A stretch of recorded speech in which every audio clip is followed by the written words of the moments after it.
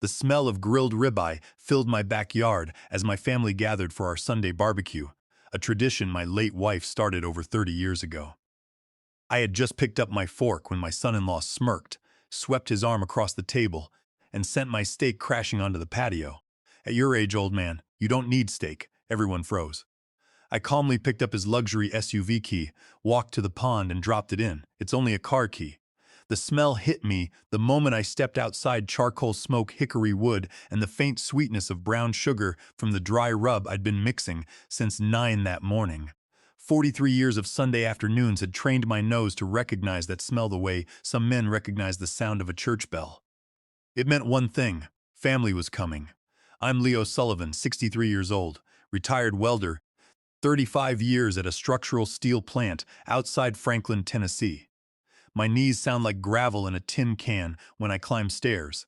My lower back starts complaining around 2 o'clock in the afternoon, and I've got a hearing aid in my left ear that whistles when the humidity gets above 70%. None of that matters much on Sundays. Sundays belong to Martha.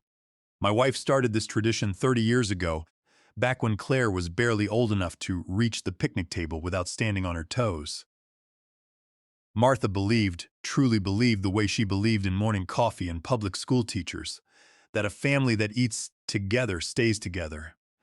She'd spend all of Saturday marinating the meat, ironing the tablecloth, calling relatives she hadn't spoken to in weeks, just to make sure they knew they had a seat waiting. Martha passed 3 years ago. Pancreatic cancer, 7 weeks from diagnosis to the last morning I held her hand in our bedroom. But the Sundays didn't stop. I wouldn't let them. Every week I pull out the index card she kept taped inside the spice cabinet. Her handwriting faded blue ink, corners soft from years of being handled, and I follow it exactly. Garlic powder first, then smoked paprika, coarse black pepper, a pinch of brown sugar last, because Martha said the sugar was the secret nobody ever guessed. That Sunday, the 3rd week of June, I had 4 rib eyes resting under foil, and the baked potatoes wrapped in aluminum foil sitting on the upper rack. The backyard looked the way Martha always wanted it to look: the old oak throwing shade across the lawn, the garden hose coiled neat beside the spigot, and the long wooden picnic table she'd picked out herself at a furniture barn in Brentwood back in 1994. She'd walked around that table 3 times before she decided. "It needs to be big enough for everyone, Leo," she'd said, "even the ones we haven't met yet." Harvey Simmons from next door arrived first, the way he always did, carrying a 6-pack of Coors and wearing the same faded Nashville Predators cap he'd worn to every barbecue since 2009.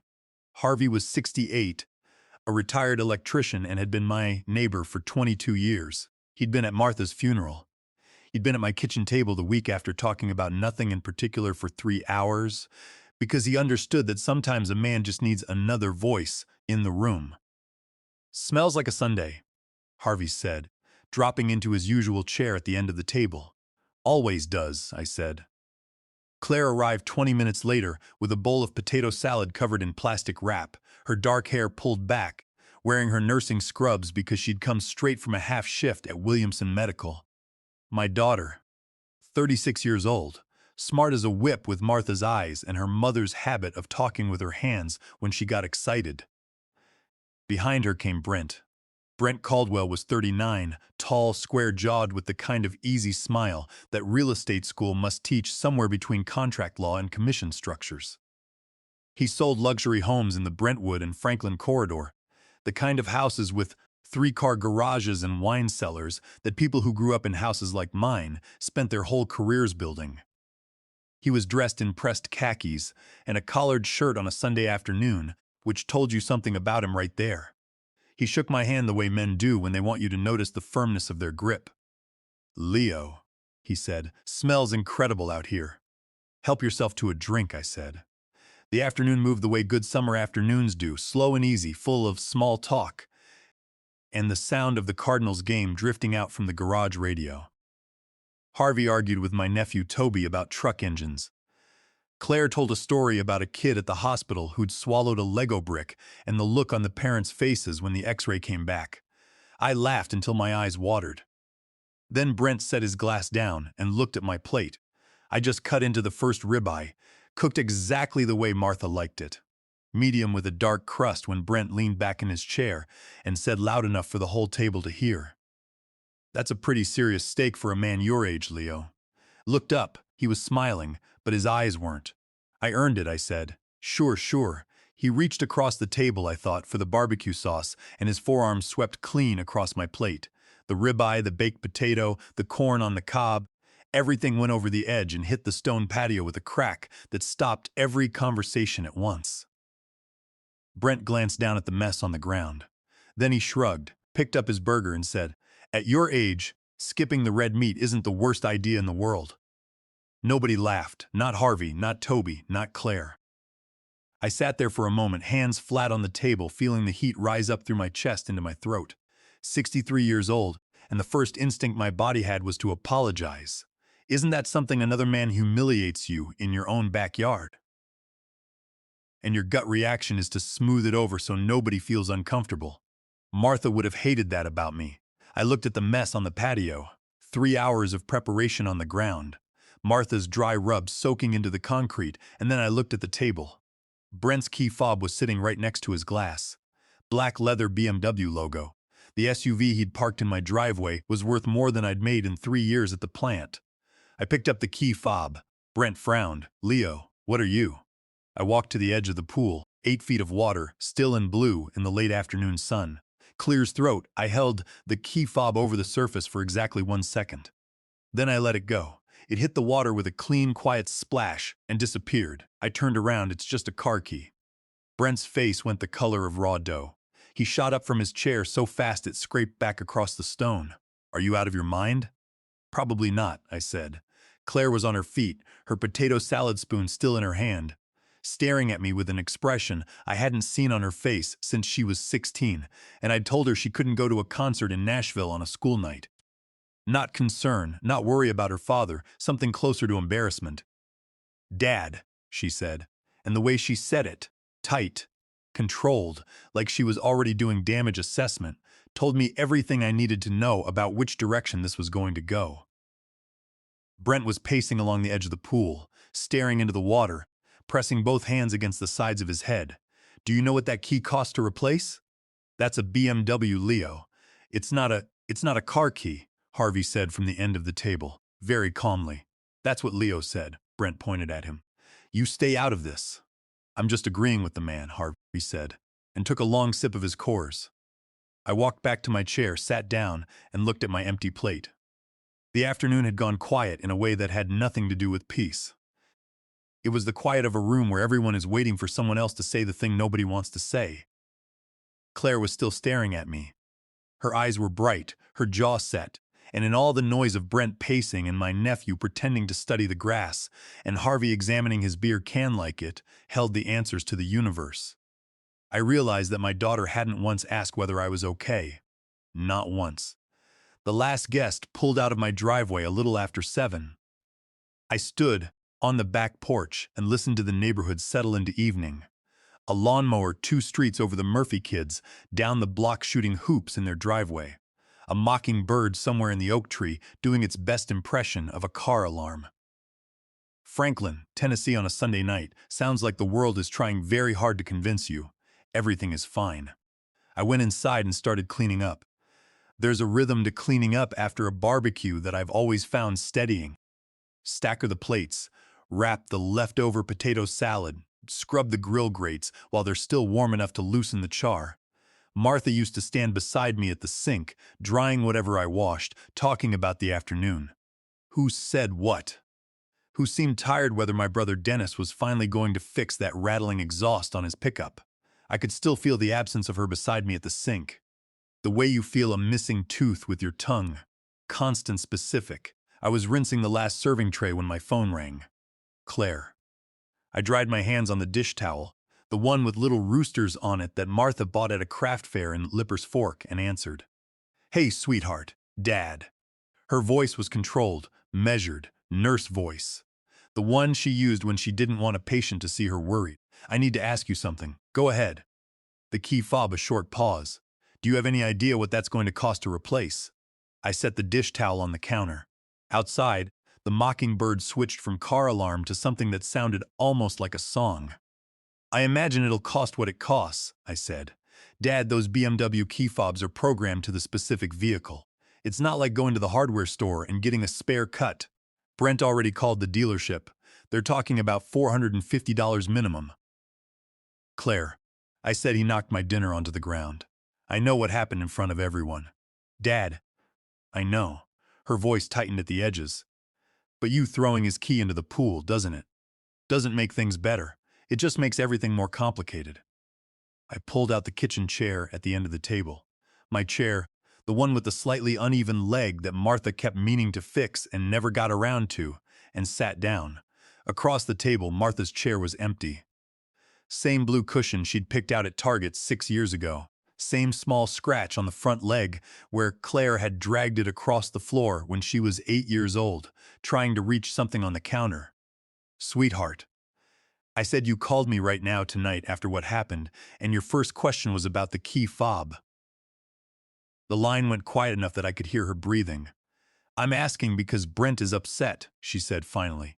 Brent knocked my food on the ground and told me I was too old to eat steak. I said in my backyard at a table your mother picked out 30 years ago in front of Harvey and Toby and everyone else who came here today. I kept my voice even, not angry, just clear. I'm not asking you to choose sides, Claire. I'm just telling you what happened. I know what happened, she said, and now there was something strained pulling at the edges of her voice. Something that sounded less like anger and more like the specific exhaustion of a woman who had been holding two things together for a long time and was starting to feel the weight. I was there, Dad. Then you know he didn't say sorry. Another pause. Longer this time. He'll come around, she said. He just needs some time. Okay, I said, so you'll think about the key fob? I looked across the table at Martha's empty chair, at the scratch on the leg, at the blue cushion that had faded a little on the left side from years of afternoon sunlight coming through the window. I'll think about it, I said. We said goodnight. I sat at the table for a long while after I put the phone down in the particular quiet of a house where someone used to be and isn't anymore. The refrigerator hummed. The clock above the stove ticked. Outside, the mockingbird had finally gone silent. Martha used to say that you could learn everything you needed to know about a person's priorities by watching what they did in the first 5 minutes after a crisis. Not what they said, what they did. Claire's first call had been to me. Her first question had been about a car key. I got up, walked to the spice cabinet, and opened it. Martha's index card was still taped to the inside of the door. The blue ink faded to gray in places, the edges of the card soft and slightly curled. Garlic powder first, smoked paprika, coarse black pepper. A pinch of brown sugar last because the sugar is the secret nobody ever guesses. I stood there reading it for longer than made any sense. Then I closed the cabinet, turned off the kitchen light, and walked to the window that looked out over the backyard. The pool was dark now, just a black rectangle catching the last bit of sky. Somewhere at the bottom of it, 8 feet down, was a BMW key fob worth $450. I stood there looking at the water, and for the first time that evening, I let myself think the thought I'd been pushing away since Brent shrugged at my ruined dinner and reached for his burger. He hadn't knocked that plate by accident. 2 weeks passed. They passed the way uncomfortable weeks do when you're 63 and retired and living alone in a house full of quiet, slowly in the mornings, faster in the afternoons, and then all at once gone when you look up and realize it's Sunday again, and nobody's called. Claire texted twice, both times about Brent, how he was still upset, how the dealership had confirmed the replacement costs, how she hoped. I was thinking about what I'd said I'd think about. I was thinking about other things. The first visit came on a Tuesday afternoon, 11 days after the barbecue. I was in the garage doing an oil change on my F-150 when Brent's Mercedes pulled into the driveway. He climbed out alone, no jacket sleeves rolled to the elbows, hands in his pockets, the relaxed version of Brent, the one he brought out when he wanted something. Leo. He crouched down beside the truck, looked at the oil pan like a man pretending to be interested in mechanical things. How you holding up? Truck's running fine, I said, not looking up from the drain plug. He laughed like I'd made a joke. Listen, I wanted to come by, clear the air a little. He paused. I think things got out of hand the other week. Things got knocked off a plate. I said, his jaw tightened slightly, but the smile stayed put. Fair enough. He stood, looked around the garage at the tools on the pegboard, the old license plates on the wall, the framed photo of me and Martha at our 25th anniversary, still sitting on the corner of the workbench. His eyes moved across it all the way a man's eyes move across a room when he's calculating square footage. You know, he said, the market in Franklin right now is genuinely insane. Houses in this neighborhood are going for numbers that would have seemed impossible 5 years ago. I pulled the oil drain plug free and let the old oil run into the catch pan. Black and slow the way, oil gets after 6,000. Is that right? I said. House 3 streets over similar footprint to yours sold in 4 days last month. Went for $910,000. He said the number the way real estate people say numbers, carefully watching your face. Cash offer. Buyers didn't even ask for an inspection. Good for them, I said. Too, Leo. He crouched back down so we were at eye level, which I recognize as a sales technique. Get on the customer's level. Make it feel like a conversation between equals. I'm just saying you're sitting on a significant asset here.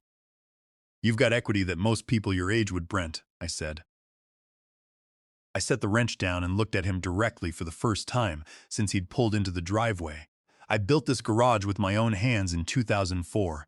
I poured that concrete slab out there on a Saturday in August, 102 degrees, because the contractor quoted me 4 times what the materials cost. This house isn't an asset. It's where I live. He held my gaze for a moment, then looked away first. I understand that, he said. I'm just thinking about your future. I'll let you know when I need help thinking about my future, I said. I picked up the wrench and went back to work. He left 5 minutes later. The second visit came 4 days after that, a Saturday morning. And this time, Claire was with him. She brought coffee, the good stuff from the place in downtown Franklin she knew I liked. And she hugged me at the door and said she'd missed me, which made my chest ache because I believed her. Brent stood just behind her shoulder, smiling with all his teeth. We sat on the back porch. The coffee was good. The conversation started easy. Claire talked about a patient, a 7-year-old boy named Marcus, who had been in the pediatric ward for 6 weeks and had finally gone home the previous Thursday. Her face when she talked about that boy looked exactly like Martha's face used to look when something genuinely good happened in the world. Then Brent set his cup down. You know, Claire and I have been talking, he said, about the future, long-term planning, that kind of thing. That's smart. I said we've been looking at some options. He pulled out his phone, tapped the screen a few times, turned it to face me. A website, clean, professional photographs of bright hallways and smiling older people in a dining room that looked like a hotel restaurant. There's a place in Nashville, over in Green Hills. It's not what you picture when you think, Brent, I said. Just hear me out, Leo. I'm not moving to Nashville, I said. Claire leaned forward, and I could see it cost her something to do it. Her hands were wrapped around her coffee cup too tight. Dad, we're not saying you have to do anything. We're just saying that this house is a lot for one person. The yard alone, I like the yard. I said the maintenance keeps me busy, I said. She looked at Brent. Brent looked at her. That particular married couple exchange that happens in less than a second and contains an entire conversation. I watched it happen and felt something shift in my stomach. Daddy. She switched to the word she only used when she was really reaching for something, the Vietnamese word for father that Martha had taught her as a small joke between them. It landed differently now. We love you. We just want what's best for you. I know you do, I said, and I meant it. God help me. I meant every word of it because whatever else was happening, she was still my daughter, and she still looked like Martha when she was worried. But I also knew that Brent Caldwell had been in my garage 2 weeks ago calculating square footage and had now shown up with brochures for a retirement community in Nashville. And these two things did not feel like coincidences. I drove them out after lunch, stood on the porch watching Brent's Mercedes back down the driveway. Claire's hand, visible through the passenger window, raised in a small wave that felt like it was asking for something I didn't know how to give yet. Back inside, I sat at the kitchen table with my second cup of coffee and my thoughts. The house was quiet. The afternoon light came through the window the same way it had come through that window for 33 years. I thought about what Brent had said both times. The market, the equity, long-term planning. I thought about the way his eyes had moved around my garage. And I thought about a third visit, about a week from now when Claire had mentioned offhand casually, like an afterthought that Brent was bringing someone by to quote some minor exterior repairs. A quote on repairs I hadn't asked for from someone I hadn't contacted, arranged by a man who had twice in 2 weeks found reasons to talk about what my house was worth. I got up, walked to the window, and looked out at the backyard. The wooden picnic table sat in the same spot it had sat for 30 years. The pool caught the afternoon light. The oak tree Martha had loved threw its shade across the lawn. Something was wrong. I didn't have proof yet, but in 35 years of working with steel, you learn to feel a crack before you can see one. The Saturday morning, Harvey Simmons knocked on my back door. I was sitting at the kitchen table with a cold cup of coffee, and Martha's recipe box open in front of me. I don't know why I'd pulled it out. I hadn't been planning to cook anything special. Sometimes I just open it and sit there looking at her handwriting on the index cards. The way she wrote her lowercase g's with a little loop at the bottom, the way she underlined ingredients she considered non-negotiable. It's not a rational thing to do, but grief rarely is. Harvey let himself in the way he always did, knocking twice and opening the door before I could answer. He had his coffee thermos in one hand and his Predator's cap in the other, turning it by the brim the way he did when he had something on his mind he wasn't sure how to say. "You got a minute?" he asked. "I've got the whole morning," I said. "Sit down." He sat across from me, set his thermos on the table, and looked at Martha's recipe box for a moment without saying anything about it. That was one of the things I'd always appreciated about Harvey. He didn't fill silences with noise just to fill them. "I've been going back and forth about telling you something," he said. "Been sitting on it for a few weeks now, and I finally decided that sitting on it any longer wasn't doing you any favors." I closed the recipe box. "Tell me." Harvey turned his cap in his hands once more, then set it flat on the table. "About a month ago." This would have been mid-June, maybe a week or so before that Sunday. I was out front trimming the hedge along the property line. You know how that private gets if you let it go more than a few weeks. "I know," I said. "Brent pulled up," Harvey said, "in that Mercedes of his. He had somebody with him, younger guy, maybe early 30s, dressed like he was headed to a listing appointment. Dark suit, leather portfolio under his arm." Harvey paused. "They walked the perimeter of your property, Leo. The whole thing, front yard, side yard, came around to the back along the fence line. The younger guy was taking notes on his phone. Brent was pointing things out the roofline, the lot size, the pool." I felt something go very still in my chest. I figured maybe he was getting an estimate on something, Harvey said. "Repairs, maybe." I almost didn't think anything of it. He looked at me directly. Then I heard what Brent said. "What did he say?" Harvey's jaw tightened slightly, like a man who's repeated a thing in his head so many times it started to taste bad. He said, "Once the old man moves into assisted living, this place will sell for close to $1 million. Trent, I need you to run the comps by next week." The kitchen went very quiet. I heard the refrigerator hum. I heard the oak tree outside move in the July breeze. I heard my own heartbeat doing something it didn't usually do on Saturday mornings. "Char, you're sure about the words?" I said. "Leo." Harvey looked at me with the expression of a man who has spent 68 years being careful about what he claims to know. I was 10 feet away. The private hedge doesn't make any noise, and I've got both my ears. I nodded slowly. The younger guy, Brent, called him Trent. He laughed a little and said something about the kitchen needing updating, but that buyers in this market don't care. Harvey's voice was even factual, the way it got when he was being precise about something. Then Brent said the bones were good, and the lot alone was worth 600. I stood up from the table, walked to the window. The backyard was green and quiet in the morning light. The pool still and flat, the wooden picnic table sitting where it had sat for 30 years, right where Martha had wanted it. "The younger guy," I said. "Trent. He left a business card in the mailbox. Harvey, I saw him do it on their way out. I thought that was strange, leaving a card at a house that wasn't for sale." He reached into the front pocket of his shirt and set it on the table next to Martha's recipe box. I turned around and looked at it from across the kitchen without walking over to it yet. White card, clean design. Even from 8 feet away, I could read the name. Trent Preston, Compass Real Estate. "I'm sorry I didn't come sooner," Harvey said. His voice had gone rough at the edges, the way men's voices do when they're carrying guilt they don't think they should have to carry.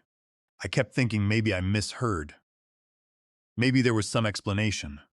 I walked back to the table and sat down. I picked up the business card and held it between my fingers. It was the kind of heavy cardstock that costs extra to print, the kind real estate agents use when they want to seem substantial. "You didn't mishear anything," I said. "No," Harvey said. "I didn't." We sat there together for a while, the way men our age sit together when something heavy has just landed on a table between them. Harvey poured coffee from his thermos into the mug I'd set out for him, without being asked. I turned the business card over in my fingers, looking at the blank white back of it. "Here, Brent's been here twice in the last 2 weeks," I said. "Talking about the market, talking about my equity. Brought Claire by with a brochure for a place in Nashville." Harvey's expression didn't change, but something behind his eyes did. "That tracks," he said quietly. "Yeah," I said. "It does." I set the card down on top of Martha's recipe box, right next to the card where she'd written the Sunday pot roast recipe in her careful looping hand, two very different kinds of instructions for what to do with the same house. "Leo," Harvey said, "what are you going to do?" I looked at him across the table. Outside, a cardinal landed on the edge of the pool for half a second, bright red against the blue water, and then was gone. "I'm going to think about it carefully," I said.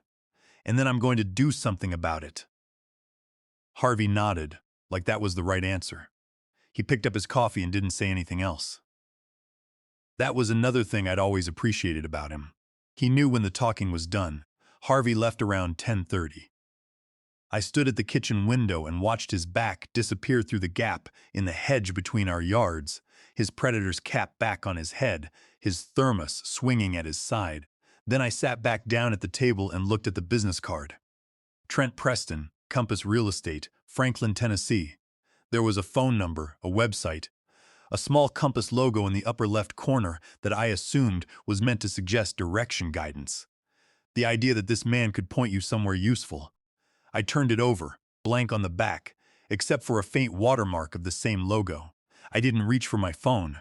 Instead, I got up, poured the cold coffee down the sink, made a fresh pot, and while it was brewing, I went to the living room and found the yellow legal pad I kept in the drawer of the side table next to Martha's reading chair. She'd bought it to write grocery lists on, and somehow it had migrated to that drawer, and stayed there 2-3 full of her handwriting, the last third blank. I tore off 3 blank sheets and brought them back to the kitchen. I sat down with a fresh cup of coffee and I started writing. I wrote down the date of the barbecue, the exact words Brent had said, when he shrugged at my ruined dinner, the 2 visits afterward, what day each one happened, what Brent had said, what Claire had said, the specific language Brent had used about the market, and my equity and the facility in Nashville. I wrote down what Harvey had told me, the date Harvey said it happened, the words Brent had used. Once the old man moves into assisted living, close to $1 million. Trent run the comps by next week. I wrote down Trent Preston's name and the name of his company. Then I sat back and read what I'd written, 3 pages, maybe 25 separate items. Each one taken alone was a thing a man could explain away. A rude comment at a barbecue, a conversation about real estate prices, which Brent had daily in his professional life, a brochure for a retirement community that Claire could have found on her own, a walk around a neighbor's property that could have been idle curiosity. Taken together, they told a different story. I thought about the way Brent's eyes had moved around my garage on that first visit. Not the eyes of a man making conversation, the eyes of a man taking inventory. I thought about the way he'd said significant asset. Not your home, not this place, but asset, a word from a different vocabulary, a transaction vocabulary. I thought about Claire's face when Brent had suggested the Nashville facility, the way she'd leaned forward like it cost her something, the way her hands had been wrapped too tight around her coffee cup. She wasn't driving this, that much I believed, but she wasn't stopping it either. I folded the 3 pages and held them in my hands. The coffee had gone warm to cool that temperature, where it's not hot enough to be satisfying, but you keep drinking it anyway because it's there. Outside, a lawnmower started up somewhere down Lewisburg Pike, that particular Saturday sound of a neighborhood maintaining itself. I got up and walked to the spice cabinet, opened it. Martha's index card was still taped to the inside of the door the way it had been taped there for the last 11 years. Garlic powder first, smoked paprika, coarse black pepper, a pinch of brown sugar last. I tucked the folded pages behind the index card between the card and the cabinet door. Then I took Trent Preston's business card and held it for a long moment. I thought about calling him. I thought about calling Brent. I thought about calling Claire and laying out everything Harvey had told me and everything I'd just written down and asking her directly what exactly her husband was planning to do with her father's house. I put the business card in my shirt pocket instead.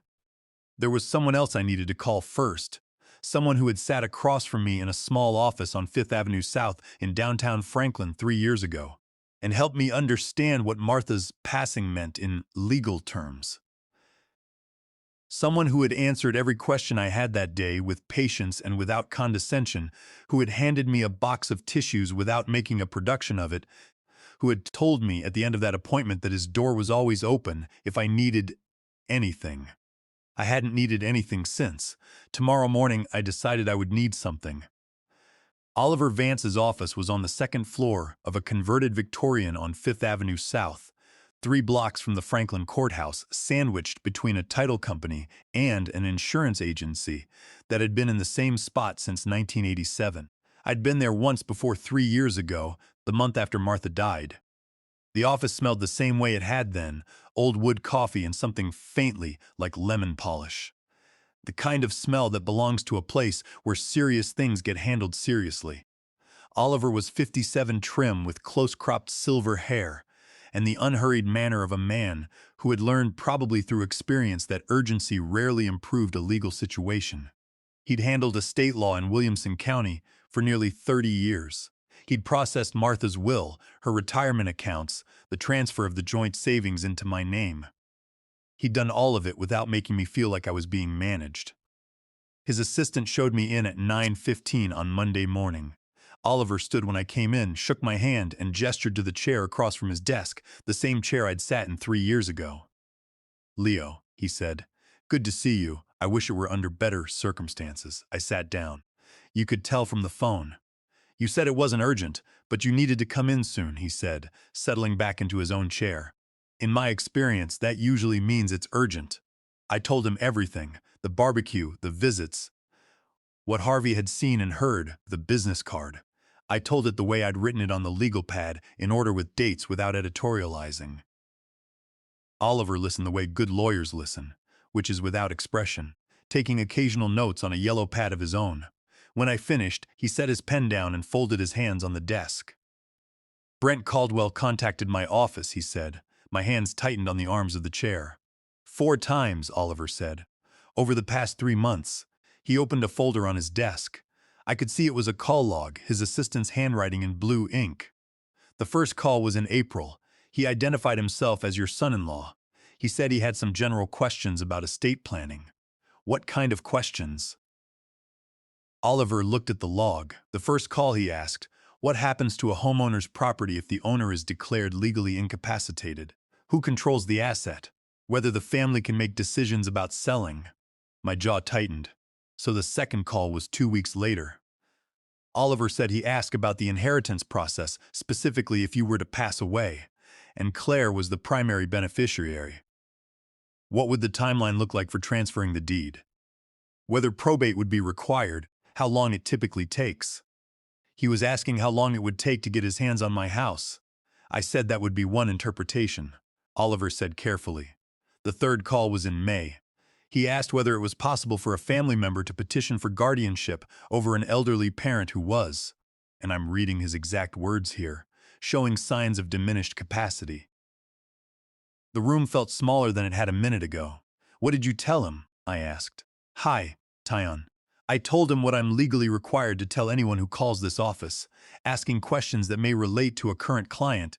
Oliver, I told him I couldn't discuss any matter that might involve someone I represent, and that if he had specific legal needs, I'd be happy to refer him to another attorney in the county." He didn't take the referral. Well, he called back a 4th time. Oliver said 6 weeks ago.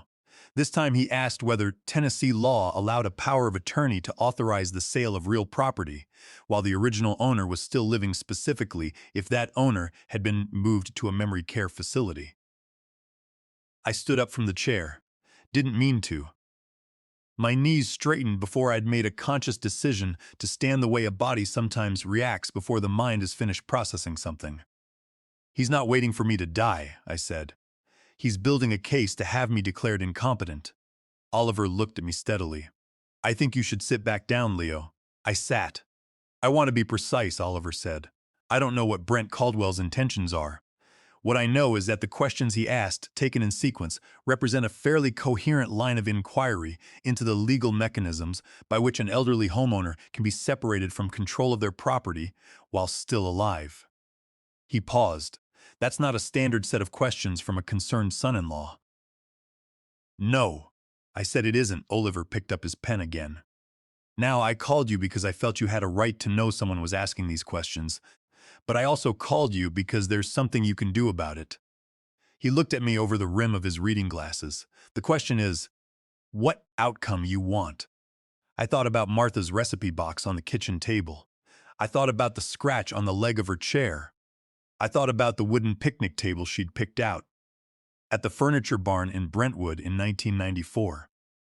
And the Sunday pot roast recipe on the index card taped inside the spice cabinet, and the 33 years of ordinary life that had happened inside and around.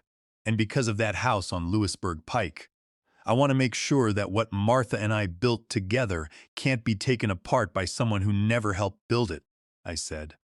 Oliver nodded slowly, like that was exactly the answer he'd expected, and exactly the one he could work with. He reached for a second folder thicker than the first and set it on the desk between us. Then let's talk about what we're going to do, he said. Under Tennessee law, I had more options than Brent Caldwell apparently thought I did. A revocable living trust would transfer control of the property to an independent trustee, Oliver himself, while keeping me as the primary beneficiary for as long as I lived. It was fully legal, fully reversible if I chose, and it would make any petition for guardianship over the house essentially meaningless. Updated medical directives would specify in language that left no room for interpretation exactly who could and could not make decisions about my care. A revised will would close every procedural gap Brent had been researching. None of this is punitive, Oliver said. It's protective. You're not taking anything from anyone. You're simply making sure that your wishes are documented clearly enough that they can't be reinterpreted. How long will it take? I asked. 3 weeks, he said.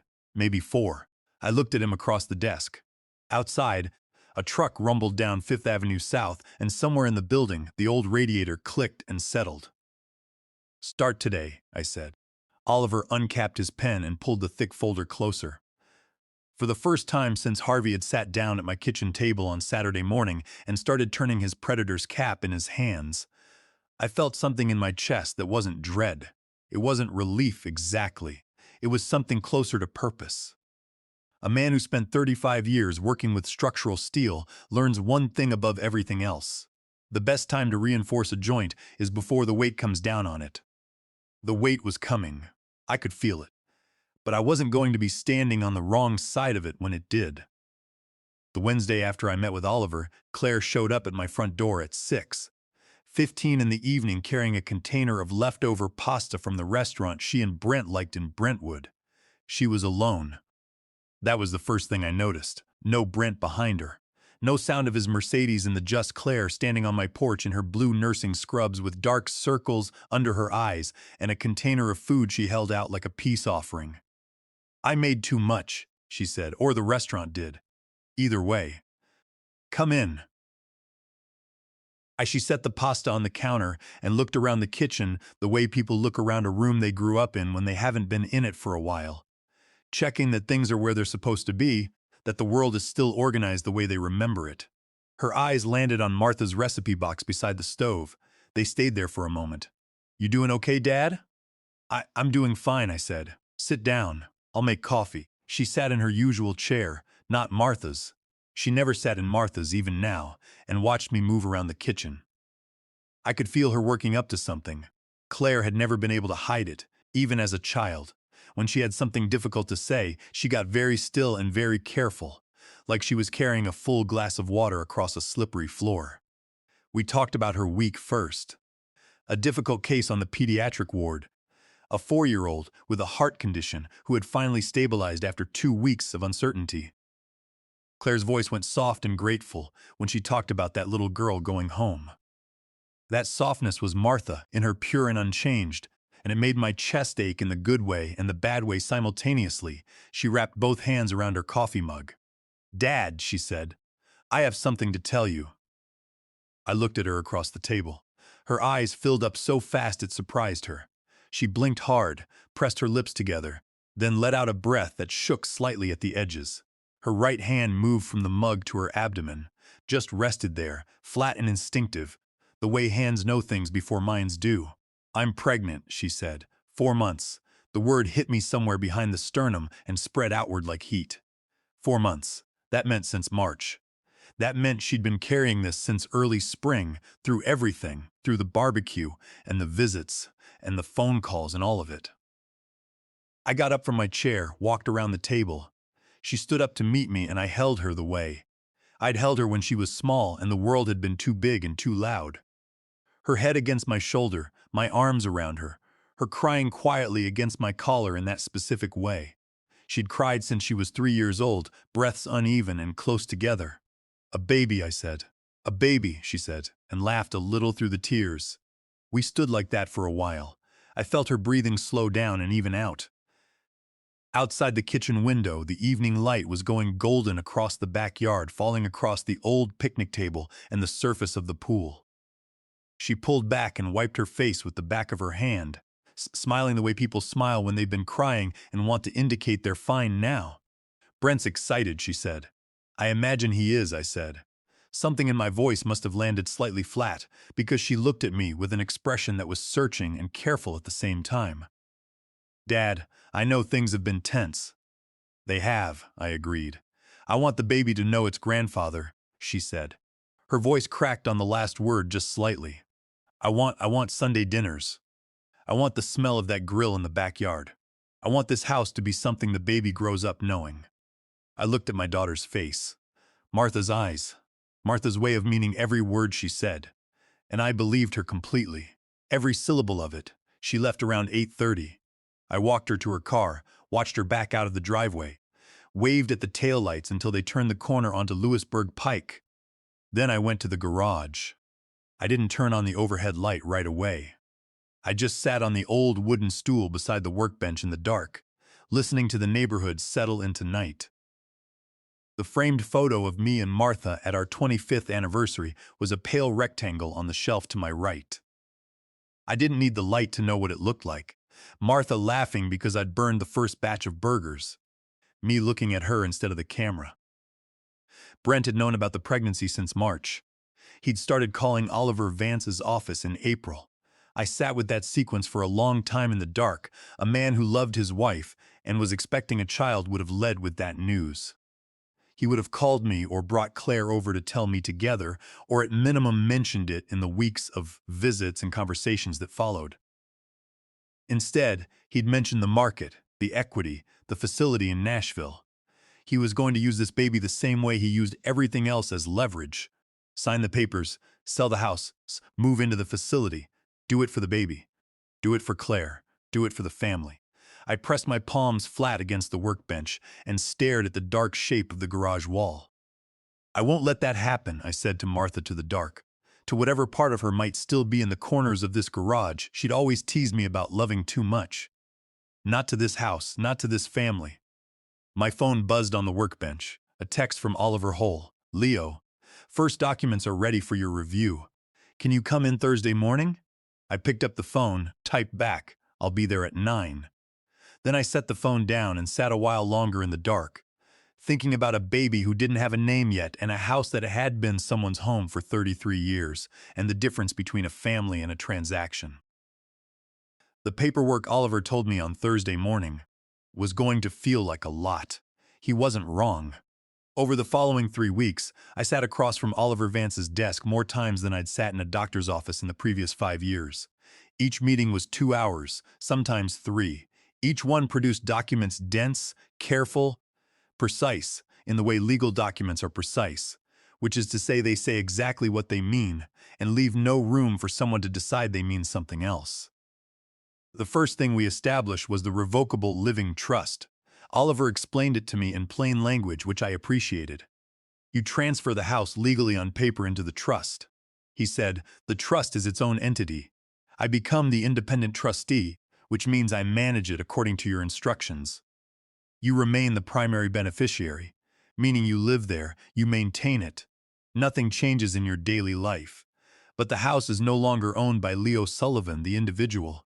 It's owned by the Leo and Martha Callahan Family Trust.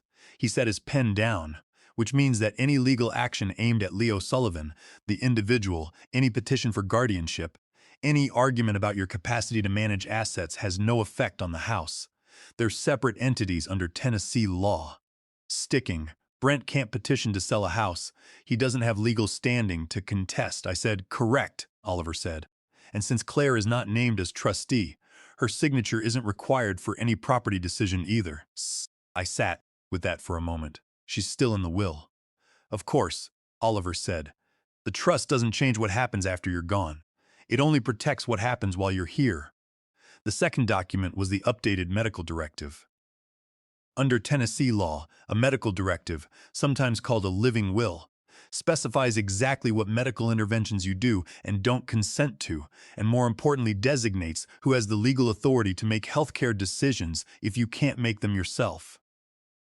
I named Oliver as my healthcare agent. Not Claire, not anyone in the family. That's a significant decision, Oliver said. Not pushing, just noting. I know, I said. I'm not doing it because I don't trust Claire. I'm doing it because I don't trust who's standing next to her. Oliver nodded and wrote it down. The third piece was the revised will. We went through it line by line, closing the procedural gaps that Brent had been researching in his 4 phone calls, the questions about probate timelines, about power of attorney, about the transfer of real property. Every gap got language, every ambiguity got definition. In the evenings back at the house, I worked on something Oliver hadn't suggested, but hadn't discouraged either. Tennessee is a one-party consent state when it comes to recording conversations. That means that under Tennessee Code Annotated, Section 3913-601, a person who is part of a conversation is legally permitted to record that conversation without informing the other parties. I looked it up twice to be sure, then called Oliver to confirm, and he confirmed it. I started keeping my phone in my shirt pocket during Brent's visits with the voice memo app running. The first recording I got was a Tuesday afternoon, Brent stopping by, unannounced the way he'd taken to doing standing in my kitchen while I made coffee talking about a development project in Spring Hill that was going to change the whole corridor. He mentioned my house twice, once calling it this property and once calling it the Lewisburg asset, not my home and asset. I kept my face neutral and poured the coffee. The second recording was a phone call 3 days later. Brent checking in asking if I'd given any more thought to the Nashville facility. They have a waiting list, he said. So, if you're even considering it, we should probably get your name on it sooner rather than later. His voice was pleasant, helpful, the voice of a man doing a reasonable thing for a reasonable reason. I said I'd think about it. Then, I uploaded both recordings to a folder on my laptop and emailed them to Oliver. By the first week of August, the trust documents were signed, the medical directive was filed, the will was updated and witnessed. Oliver kept the originals in his office safe. I kept copies in a fireproof lockbox in the garage behind the shelf of motor oil in a spot. Martha had always wanted me to use for storing important documents, and that I'd always used for storing extra socket sets. She would have found that funny. The morning after I signed the final document, I sat at the kitchen table, with my coffee, and realized that for the first time in 2 months, I hadn't woken up at 3 o'clock in the morning running through scenarios in my head. The anxiety that had been sitting in my chest since Harvey told me about Trent Preston had not disappeared, but it had changed character. It had gone from formless dread to something with edges, something I could put my hands on. Oliver called that afternoon. Everything's in order, he said. How are you feeling? Steered, I said. Good. A pause. Leo, I want to be clear. Brent Caldwell doesn't know any of this has happened. The trust is a matter of public record eventually, but it won't appear in any search he might run for weeks, maybe longer. I know, I said, which means, Oliver said carefully, that if he has something planned, he may still try to execute it. I looked out the kitchen window at the backyard, the picnic table, the pool, the oak tree throwing its afternoon shadow across the lawn. Let him, I said. The text came on a Thursday evening near the end of August, while I was sitting on the back porch watching the light go out of the sky over Franklin. It was from Claire. Dad, Brent thinks it would be nice to do a Sunday barbecue like we used to get everyone together. It's been too long. You up for it? Maybe 2 weeks from Sunday. I read it 3 times. Then I set the phone face down on the arm of the porch chair and looked at the backyard for a long while. The oak tree was starting to show the first faint hints of change at the outer edges of its canopy, not fall yet. Not even close, but that particular late August quality of light that makes the green look slightly tired. Like summer is beginning to think about what comes next. 2 weeks from Sunday would be the second week of September. I picked the phone back up and read the message again. Brent thinks it would be nice. Not Claire thinks, not we think. Brent thinks. She'd written it without seeming to notice the distinction, but it was there. I went inside, poured myself a glass of water, and stood at the kitchen counter thinking about Brent Caldwell and the specific way his mind worked. I'd spent enough time watching him over the past 2 months to understand his approach. He didn't force things directly. He set up conditions. He arranged the furniture of a situation until the outcome he wanted became the path of least resistance. A Sunday barbecue, everyone together. The old tradition. The warm setting, the family gathered around the table. Martha had picked out in 1994 relatives who hadn't seen the tension up close. People who would naturally assume that a son-in-law organizing a family dinner was a generous and loving thing to do. And in the middle of it, documents, papers that needed signing, a conversation in front of witnesses who would only see a caring family trying to help an aging father make responsible decisions. I called Oliver Hull. He picked up on the second ring. Leo, Brent's organizing a Sunday barbecue, I said. 2 weeks from this Sunday, he wants everyone there. A brief pause. How many people? Family, neighbors. Could be 10, 12 people. Harvey will be invited. Probably my sister Carol and her husband. Maybe some of Martha's friends. And you think he plans to use the occasion to pressure you? I think he plans to use the occasion to corner me. I said there's a difference. Pressure is what he's been doing for 2 months. Cornering is when you do it in front of an audience, so the other person can't say no without looking unreasonable. Oliver was quiet for a moment. What do you want to do? I walked to the kitchen window and looked out at the backyard. The picnic table sat in the late evening light, solid and still, the wood grain, showing all 30 years of Tennessee summers in its surface. I want to say yes, I said. Another pause, this one longer. Leo, I want to say yes, I repeated. And I want you there. The silence on Oliver's end had a different quality now. I could almost hear him thinking through it. The logistics, the implications, the particular legal and human geometry of what I was proposing. You understand, he said slowly, that if I attend a family gathering in my professional capacity, Brent will know immediately that something is different. I'm counting on it. I said he'll be defensive. He may become hostile. He was going to do that anyway, I said. The difference is that in 2 weeks when he gets hostile, everything I need will already be on the table. Oliver made a sound that wasn't quite a laugh, but was in that neighborhood. You've been thinking about this. I've had 2 months and a lot of quiet evenings, I said. Just all right. His voice settled into its professional register, the one that meant he'd made a decision and was moving forward. I'll be there, but I want to be clear about something. I'm not coming to ambush anyone. I'm coming to present facts, documented, legal, verifiable facts. Whatever Brent does with those facts is his choice. That's all I'm asking. I said, what time? Say 3. I'll start the grill at 2. I'll be there at 3, he said, and Leo, cook enough. I haven't had a proper barbecue since my brother-in-law moved to Arizona.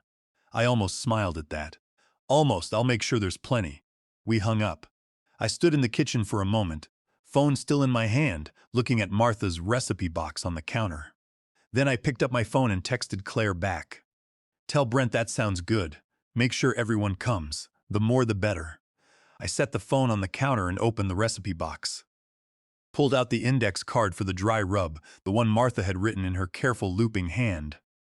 The blue ink faded to near gray in places, the edges soft from 30 years of Sunday mornings.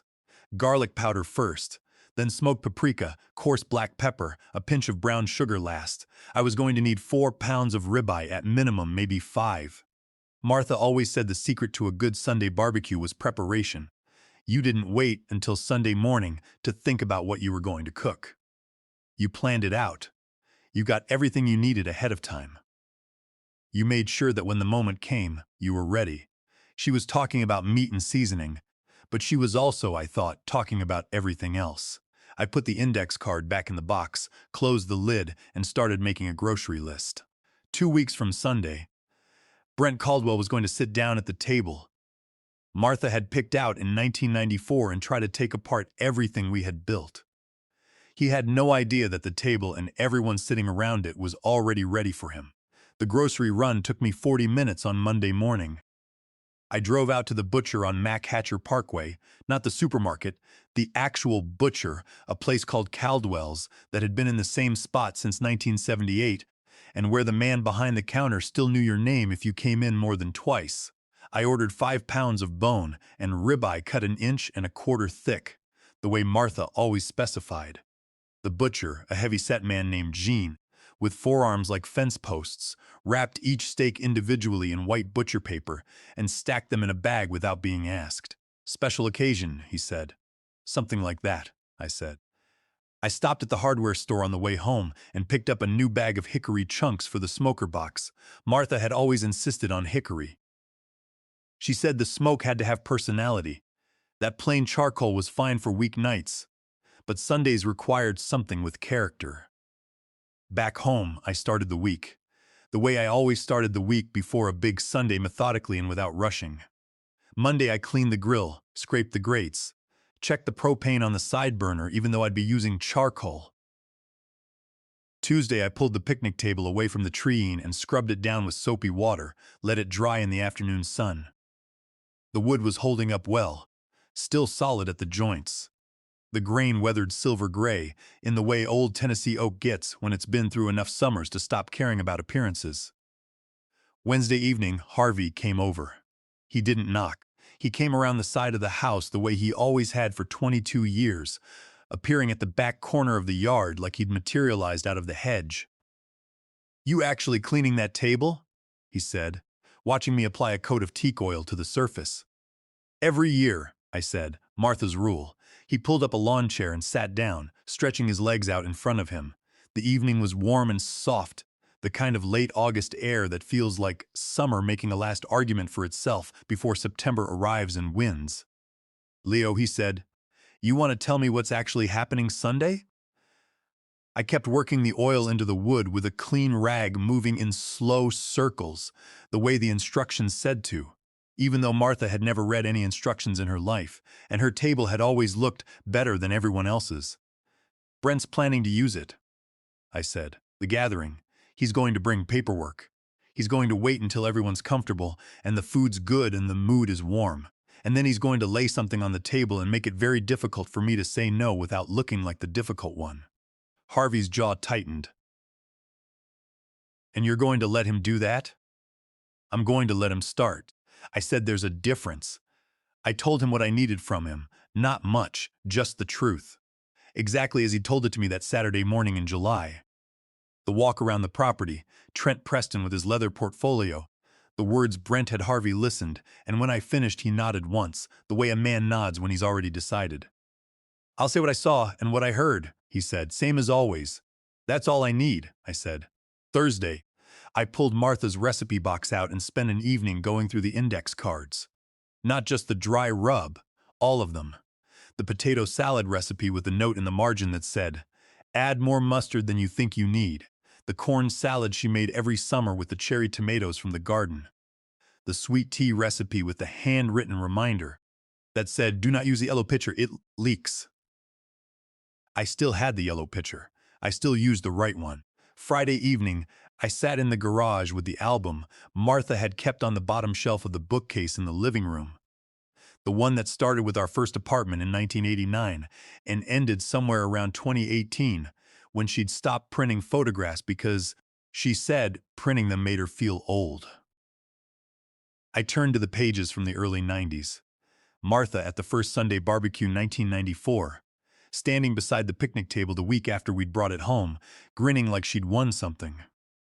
Claire at age 6, face smeared with barbecue sauce, holding up a chicken leg like a trophy.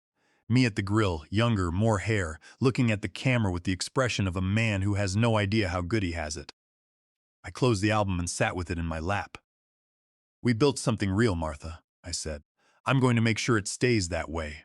Saturday morning, Oliver Hole called to confirm. "3 o'clock," he said. "I'll come around the back," a pause. "And Leo, stay calm. Sunday. Whatever Brent says, whatever he does, let it play out. Don't react. Just let it happen." "I know." I said. "You've done the work." Oliver said, "Trust the work." I hung up and stood at the kitchen window looking out at the picnic table gleamed faintly in the morning light, the teak oil doing what it was supposed to do. 5 pounds of ribeye were in the refrigerator, dry rubbed since Thursday night, wrapped in the same white butcher paper from Caldwell's, developing flavor. The way good things develop slowly, quietly, without anyone needing to check on them. Sunday was coming. I was ready.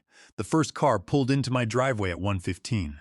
It was Carol, my younger sister, 61 years old, a retired school librarian, who had driven up from Murraysboro with her husband, Jim, and a Tupperware container of her famous banana pudding. Carol had Martha's number on speed dial for 20 years, and when Martha died, she'd cried harder than almost anyone at the service. She hugged me at the back gate with both arms and held on for an extra second the way she always did since the funeral. "You look good, Leo," she said, pulling back and examining my face with the specific critical affection of a younger sister. "I feel good," I said. She studied me a moment longer, like she wasn't sure she believed me, but had decided not to push it. Then she handed me the banana pudding and went to find a seat in the shade. My nephew Toby arrived next. Carol's son, 34 years old, a contractor who'd helped me re-shingle the garage roof 2 summers ago. Toby was one of those young men who never stopped moving. He immediately started helping me arrange the folding chairs, asking about the grill setup, pulling the cooler out from the garage without being asked. Margaret Briley and Helen Ashworth arrived together at 1:30. Margaret and Helen had been Martha's closest friends for over 20 years, part of the same church, women's group, the same book club, the same Wednesday morning walking group that Martha had organized, and that had continued meeting after her death as a way of honoring her. They both hugged me the way women of a certain generation hug men who have been widowed, with intention, with warmth, and with the particular tenderness of people who knew and loved the person who was missing. "She would have loved this," Margaret said, looking around the backyard with bright eyes. "She always said Sunday afternoons were God's apology for Monday." My throat tightened. "She did say that," I said. Harvey appeared from the gap in the hedge at 145 Predator's Cap, and all carrying his thermos and a store-bought pie, he sat on the table without comment. He caught my eye when he sat down in his usual chair at the end of the table, gave me a small nod, and opened his thermos. The rye-buys were resting under foil on the side table. The hickory smoke was doing exactly what Martha had always said it should, giving the air personality. The potato salad was in Martha's yellow bowl, the one that didn't leak. The sweet tea was in the right picture. Everything was exactly the way it was supposed to be. Brent and Claire arrived at 2:00. Brent came through the back gate in pressed slacks and a collared shirt, carrying a canvas tote bag that was slightly too full to be casual. His eyes swept the yard the moment he stepped in, counting heads. I realized making the same kind of calculation a man makes when he walks into a room and wants to know whether the numbers are in his favor. He spotted Harvey, and his expression flickered so briefly that someone who wasn't watching carefully would have missed it. Claire walked behind him, one hand resting lightly on her abdomen. Her face was carefully composed, the professional calm of a woman who spent her working days managing anxiety in small rooms. She kissed my cheek and squeezed my arm and said, "Hi, Dad," in a voice that carried too much weight for those 2 syllables. "Claire," I said, "you look beautiful." Her eyes filled up briefly. She blinked it back. "The food smells incredible. Your mother's recipe, I said. Same as always. Brent set the canvas tote on the empty chair beside his seat. He shook my hand with that firm, deliberate grip of his and said, Leo, this is wonderful, really? This is exactly what we all needed. Glad you think so, I said. We ate at 2:30. The ribeyes were perfect, Martha's dry rub doing what it had done every Sunday for 30 years. The brown sugar giving the crust that particular dark sweetness that made people close their eyes when they took the first bite. Carol ate hers and said it tasted like 1998. Toby had 2 helpings of potato salad. Margaret told a story about Martha that made everyone laugh, and then made Helen cry, and then made everyone laugh again. Brent ate and smiled and made conversation and kept his right hand resting on top of the canvas tote at the empty chair beside him, the way a man keeps his hand near something he's going to need. I watched him from the other end of the table and said nothing. Around 3:30, the plates were being cleared, and the sweet tea was going around for the second time. Toby was telling a story about a roofing job in Brentwood that had gone sideways in a way that was apparently very funny. Everyone was laughing. Brent reached into the canvas tote. He pulled out a folder, thick, cream-colored, the kind of presentation folder that real estate offices use for proposals they want to look significant. He set it on the table in front of him and cleared his throat. The laughter around the table tapered off the way laughter does when it senses the temperature of a room changing. I hope nobody minds, Brents, said his voice warm and measured the voice of a man who had rehearsed this moment. But I wanted to take a few minutes while everyone's here. People who love Leo to talk about something important before I show you exactly what happened at that table the moment nobody saw coming. Comment Sunday, and let me know you're here for it. A reminder, some details ahead have been shaped for narrative purposes. If you'd rather not continue, this is a perfectly fine place to stop. Nobody moved to stop him. That was the thing about Brent. He understood the social physics of a situation.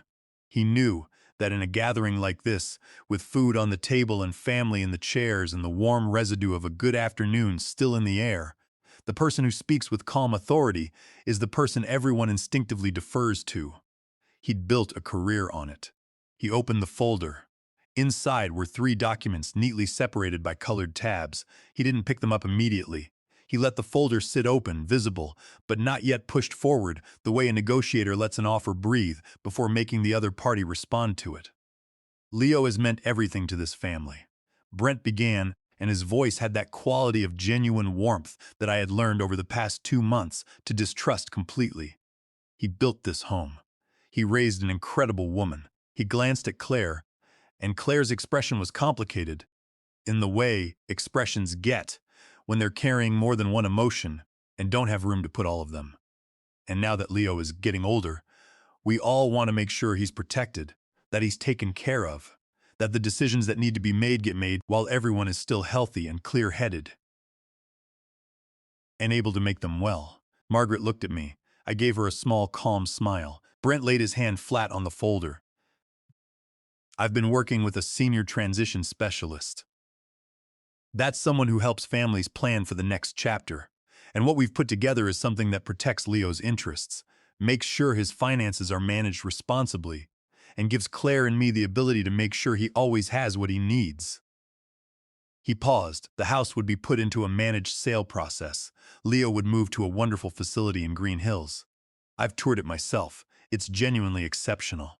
And the proceeds from the sale would fund his care for the rest of his life, with anything remaining going to Claire. Helen's hands tightened around her sweet tea glass. Toby stopped examining the tablecloth and looked up. Brent slid the folder forward. It's a big decision, I know, he said, his voice softening. But we're all here today because we love Leo. And sometimes love means having the hard conversations. Claire reached across the table and put her hand over mine. Her fingers were trembling slightly, the fine tremor of someone who is holding themselves very still by effort. Her eyes were red at the rims. Daddy, she said softly, her voice dropping the way it did when she needed me to really hear her. Please, just look at it for the baby so we know you're secure. The table was very quiet. I looked at Diane's hand over mine. I looked at the folder with its 3 tabbed documents. I looked at Brent, who was watching me with an expression of practiced patience. his hand still resting on the edge of the folder, his body language radiating the calm confidence of a man who believes the outcome is already decided. Carol was rigid in her chair, her banana pudding spoon set down precisely beside her bowl. Harvey was watching Brent with the flat, steady attention of a man who has seen something he expected to see and is not surprised by it. Margaret had pressed her lips together so tightly they'd gone pale. I looked at the folder for a long moment, then I looked up at Brent. "Okay," I said. I said it calmly, the way you might say it to someone who has just told you the weather forecast. Just a word, just an acknowledgement, carrying no more weight than its two letters suggested. Brent's shoulders dropped a fraction of an inch with relief. He reached for the pen in his shirt pocket. "I think once you look at the back gate opened." Not loudly, not dramatically. It swung open with the same mild creak it had made for 15 years, the one I kept meaning to oil and never got around to. But every head at the table turned toward it. Oliver Vance stepped into the backyard. He was wearing a navy sport coat over a collared shirt, carrying his brown leather briefcase in his left hand. He looked the way he always looked, composed, unhurried, like a man who had arrived at exactly the time he intended to arrive. Brent's pen stopped moving.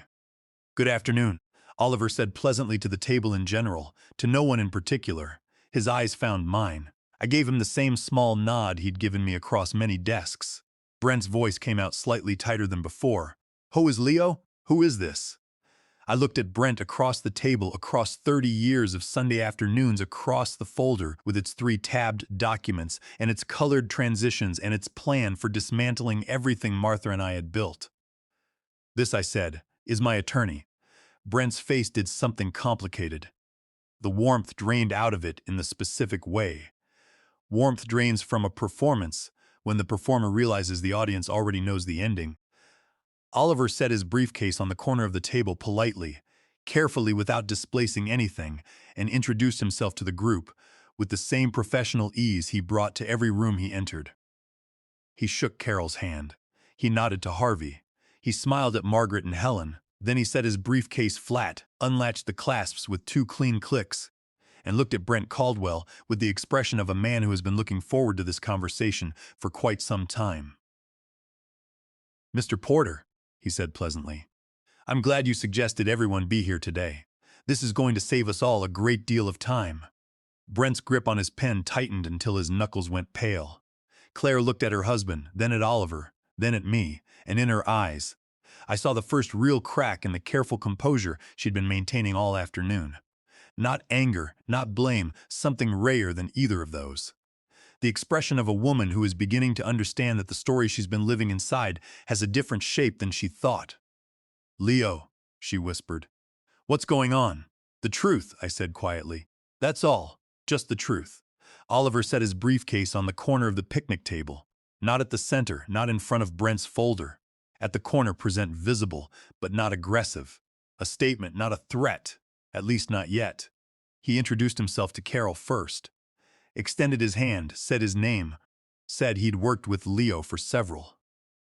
Carol shook his hand and said nothing, but her spine straightened. The way a person straightens when the individual they've been waiting for has finally arrived. He nodded to Margaret and Helen.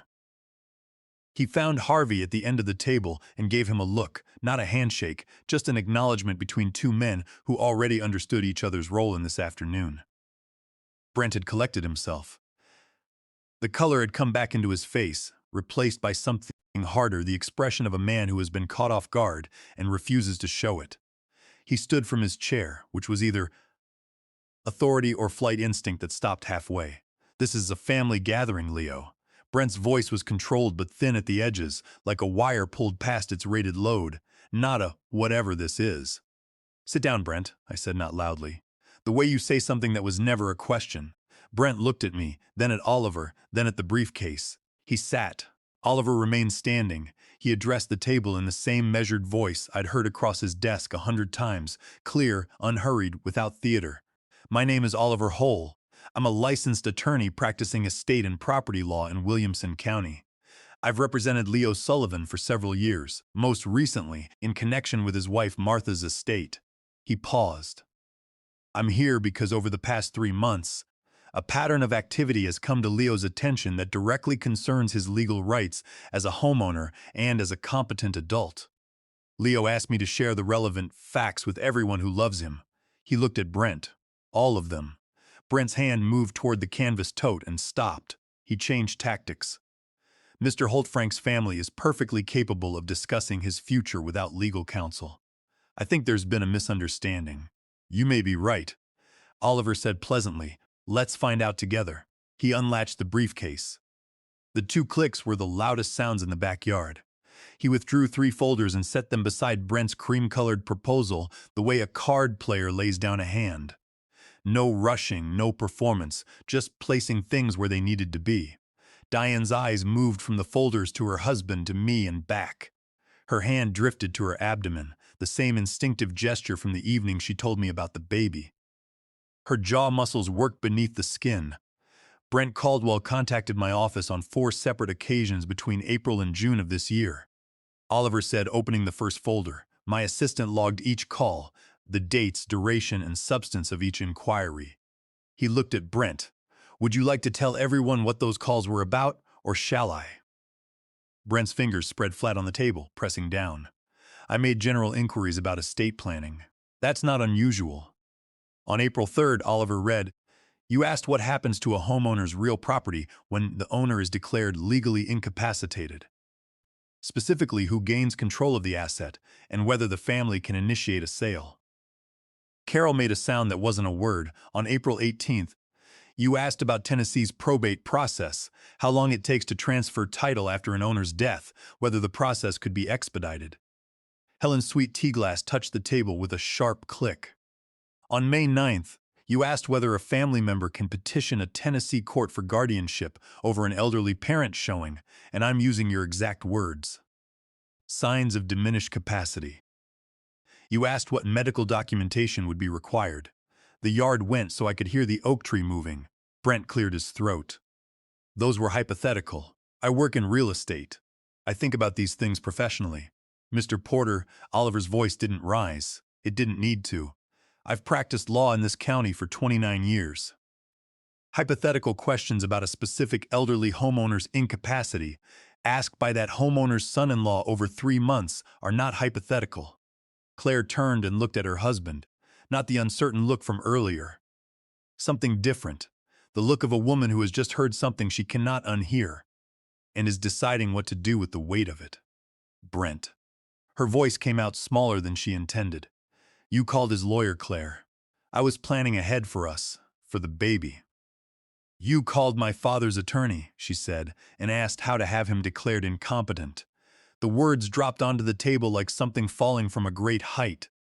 Brent opened his mouth, closed it, tried that is not what that's the 3rd call.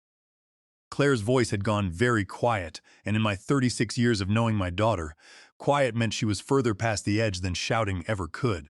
You asked about guardianship. You asked how to prove diminished capacity. Her eyes filled fast, and she didn't blink them clear. He's not diminished. He built that grill. He made this food. He has sat here all afternoon being more patient with you than you have ever deserved. Brian reached for her hand. She pulled it back. Oliver gave them 1 moment, exactly 1. Then he opened the 2nd folder.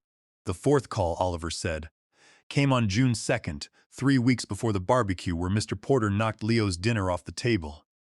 He said it plainly, without inflection, without editorial, just a fact in a sequence of facts. But the timing of it landed in the yard like a stone in still water, and the ripples went out in every direction. Carol turned and looked at Brent with an expression that had passed through surprise and arrived somewhere much colder. Toby set both elbows on the table and leaned forward, his jaw tight in the way young men's jaws get when they're angry and have been taught not to show it. On June 2nd, Oliver said, reading from the log, Mr. Porter asked whether a durable power of attorney could authorize the sale of real property, while the original owner was still living, specifically if that owner had been moved to a memory care facility. He asked whether the owner's signature would be required or whether the power of attorney would be sufficient. Margaret Briley put both hands flat on the table and said, Lord have mercy. In the quiet, specific way she said things when she meant them.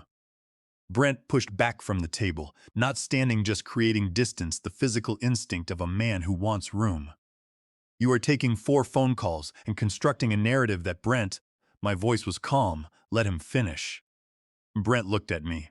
Something moved behind his eyes. The calculation I'd been watching for months, running the numbers, assessing the room. He stayed in his chair. Oliver closed the first folder and opened the second. Leo, Oliver said, looking at me. In August, you informed me that Brent Caldwell had made several visits to your home in which he raised the topic of selling the property. You indicated that during those visits, he referred to your home as, and these are the words Leo recorded, this property and the Lewisburg asset. He reached into the second folder and withdrew a single printed page, a transcript under Tennessee Code, annotated section 3913-601. Tennessee is a one-party consent state with respect to the recording of. This means that a participant in a conversation may legally record that conversation without the knowledge or consent of the other parties. He set the transcript on the table. Leo was a participant in these. The recordings are legally obtained. Brent stared at the transcript. The color that had come back into his face after the initial shock began to drain again, slowly, like water finding its level. The first recording, Oliver said, is from a Tuesday afternoon in late July. Mr. Porter visited Leo at his home unannounced. During that visit, Mr. Porter referred to Leo's home as the Lewisburg asset and stated, and I'm quoting directly, "You're sitting on a significant piece of real estate, Leo. At some point, the smart move is to liquidate and simplify." He looked up from the transcript. Liquidate, that's the word he used. About the house where Leo and Martha Callahan raised their daughter. Helen reached over and took Margaret's hand. The second recording, Oliver continued, is from a phone call in early August. Mr. Porter called Leo and raised the subject of the Green Hills facility. During that call, Mr. Porter stated, and again I'm quoting, "They have a waiting list. So if you're even considering it, we should probably get your name on it sooner rather than later." He closed the second folder. Claire had both hands in her lap, now pressed flat against her thighs. Tears were running down her face without any corresponding sound. The specific kind of crying that happens when someone is too stunned to make noise, when the body is expressing something the mind hasn't finished processing. She was looking at Brent with an expression I had never seen on my daughter's face in 36 years. It wasn't anger, it was grief. The particular grief of someone realizing that a thing they trusted was not what they believed it to be. "Claire," Brent said, turning to her. His voice had shifted again. The professional smoothness was gone, now replaced by something more urgent, more personal. "Claire, listen to me. Everything I did because I was worried about the future, about our family, about what happens if Leo needs care and we're not prepared. You called his lawyer and asked how to take his house," Claire said. Her voice was barely above a whisper, but every person at the table heard it perfectly. "While he was inviting us to dinner every Sunday. While he was cooking for us. She stopped, pressed the back of her hand against her mouth for a moment, then took it away. "Brent, he still uses Mom's recipe, clears throat every single Sunday. He still makes her food at her table, and you were standing in his driveway taking pictures of his roof."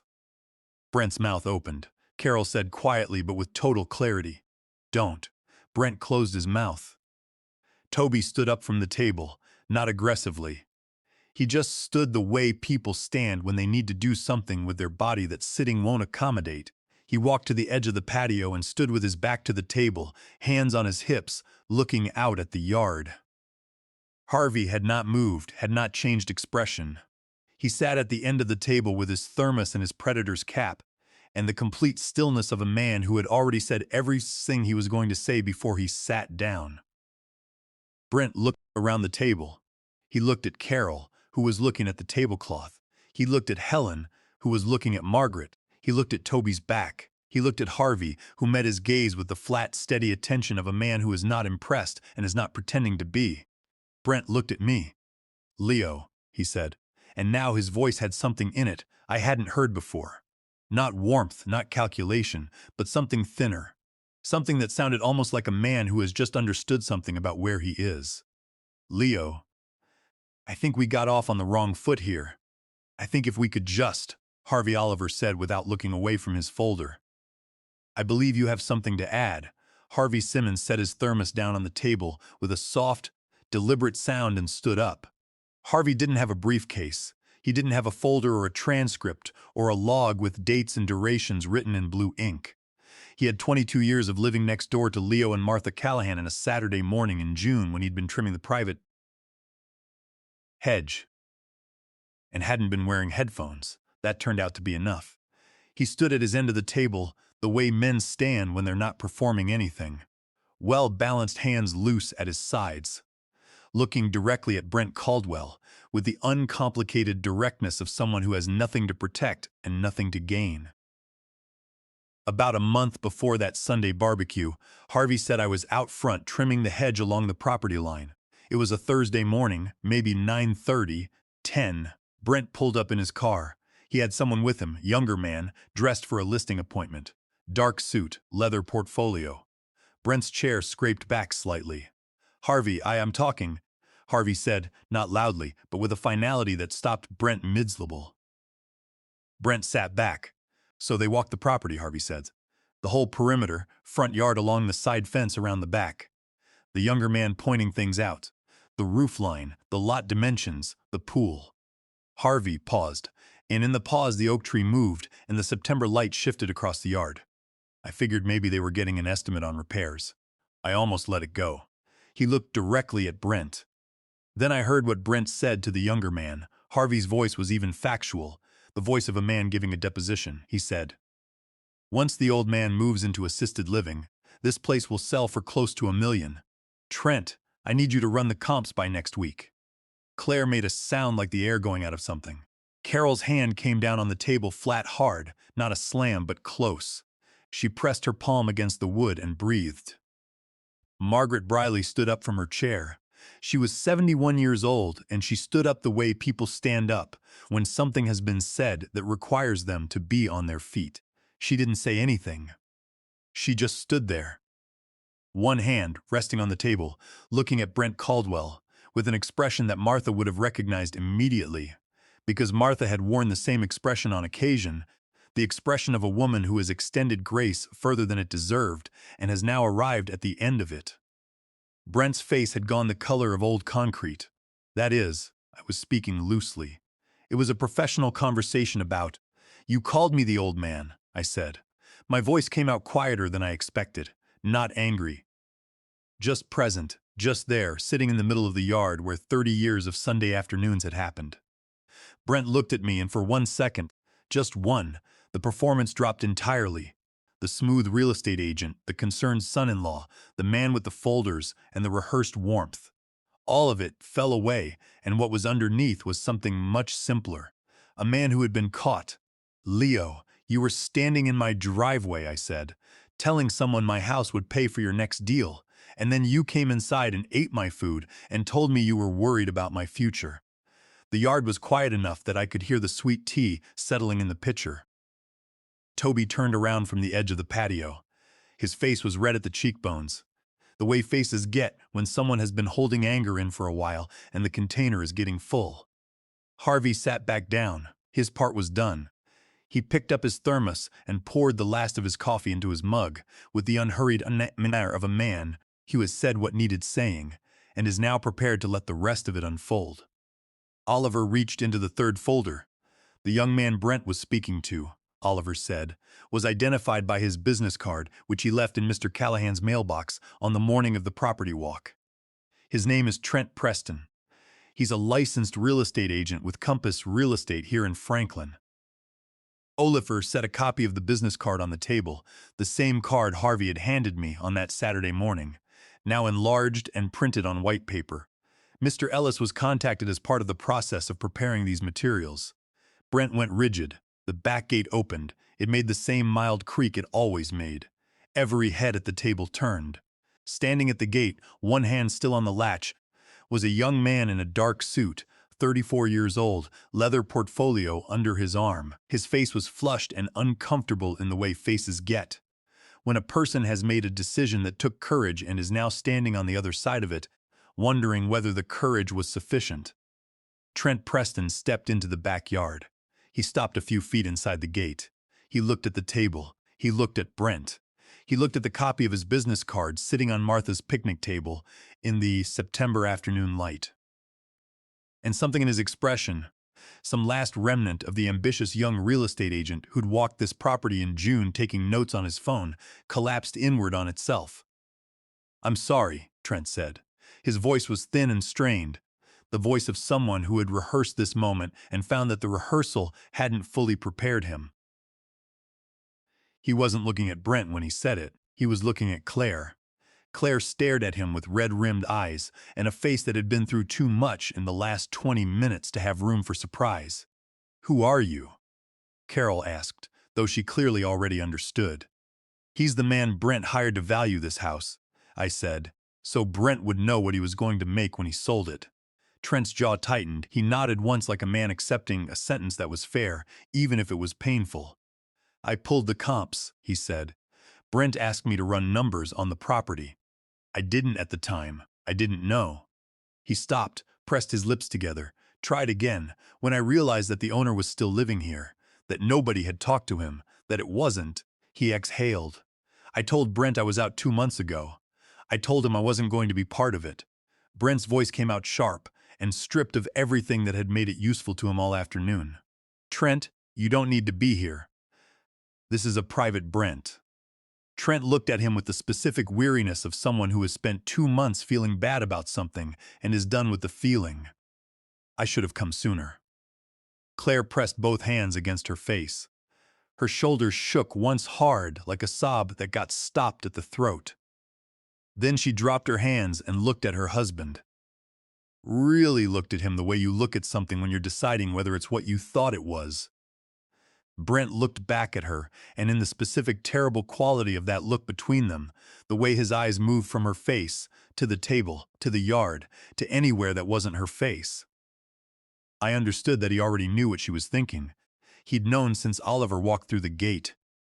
Oliver closed the third folder, set his pen down, folded his hands on the table with the composed, unhurried manner of a man who has said everything that needed saying in this portion of the proceeding and is prepared to be patient with whatever comes next.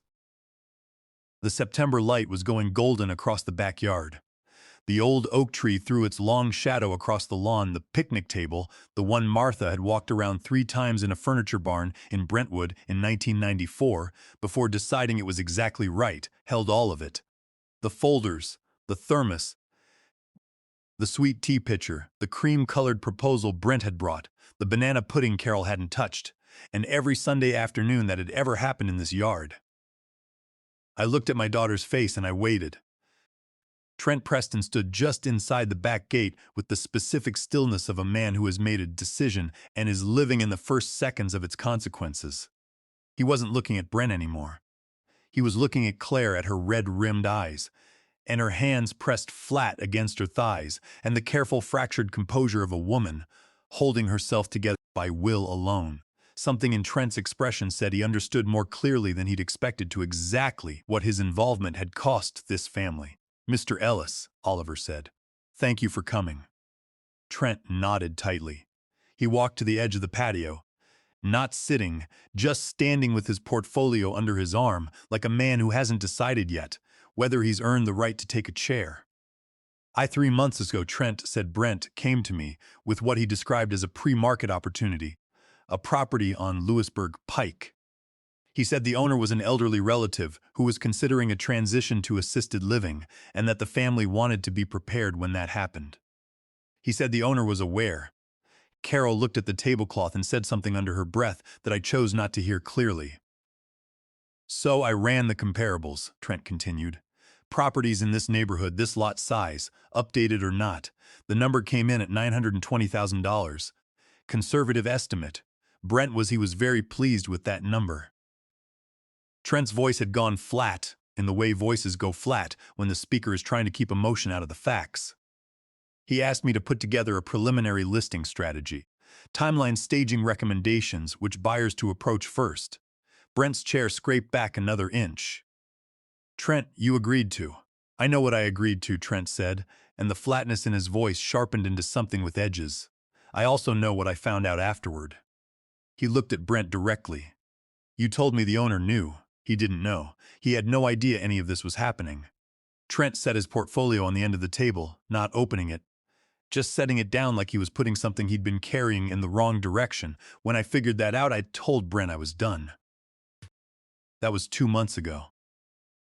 Claire turned to her husband. Her voice when it came was the voice of a woman who has passed through shock and grief and arrived somewhere very still and very clear on the other side. "How much do you owe?" she asked. Brent's jaw tightened. "Claire, this isn't the time to Brent." Her voice didn't rise. It didn't need to. "How much?" The yard waited. Brent pressed both palms against the table and looked at the wood grain for a long moment. The way a man looks at something when he's trying to decide how much of the truth he can get away with. Then his shoulders dropped just slightly, just enough, and the performance that had carried him through the afternoon finally gave out entirely. 340,000, he said. Give or take.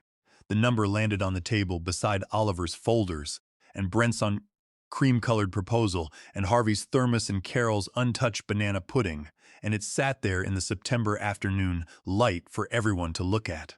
Helen exhaled slowly through her nose. Margaret closed her eyes for 1 second, then opened them. Toby turned around from the edge of the patio. His face had gone past red and arrived at something quieter and more serious. He walked back to the table and sat down, and the way he sat, straight deliberate, said he was staying for the rest of this. Oliver opened the third folder and withdrew a single document. A partial credit record obtained through a civil records request filed as part of preparing Leo's legal defense.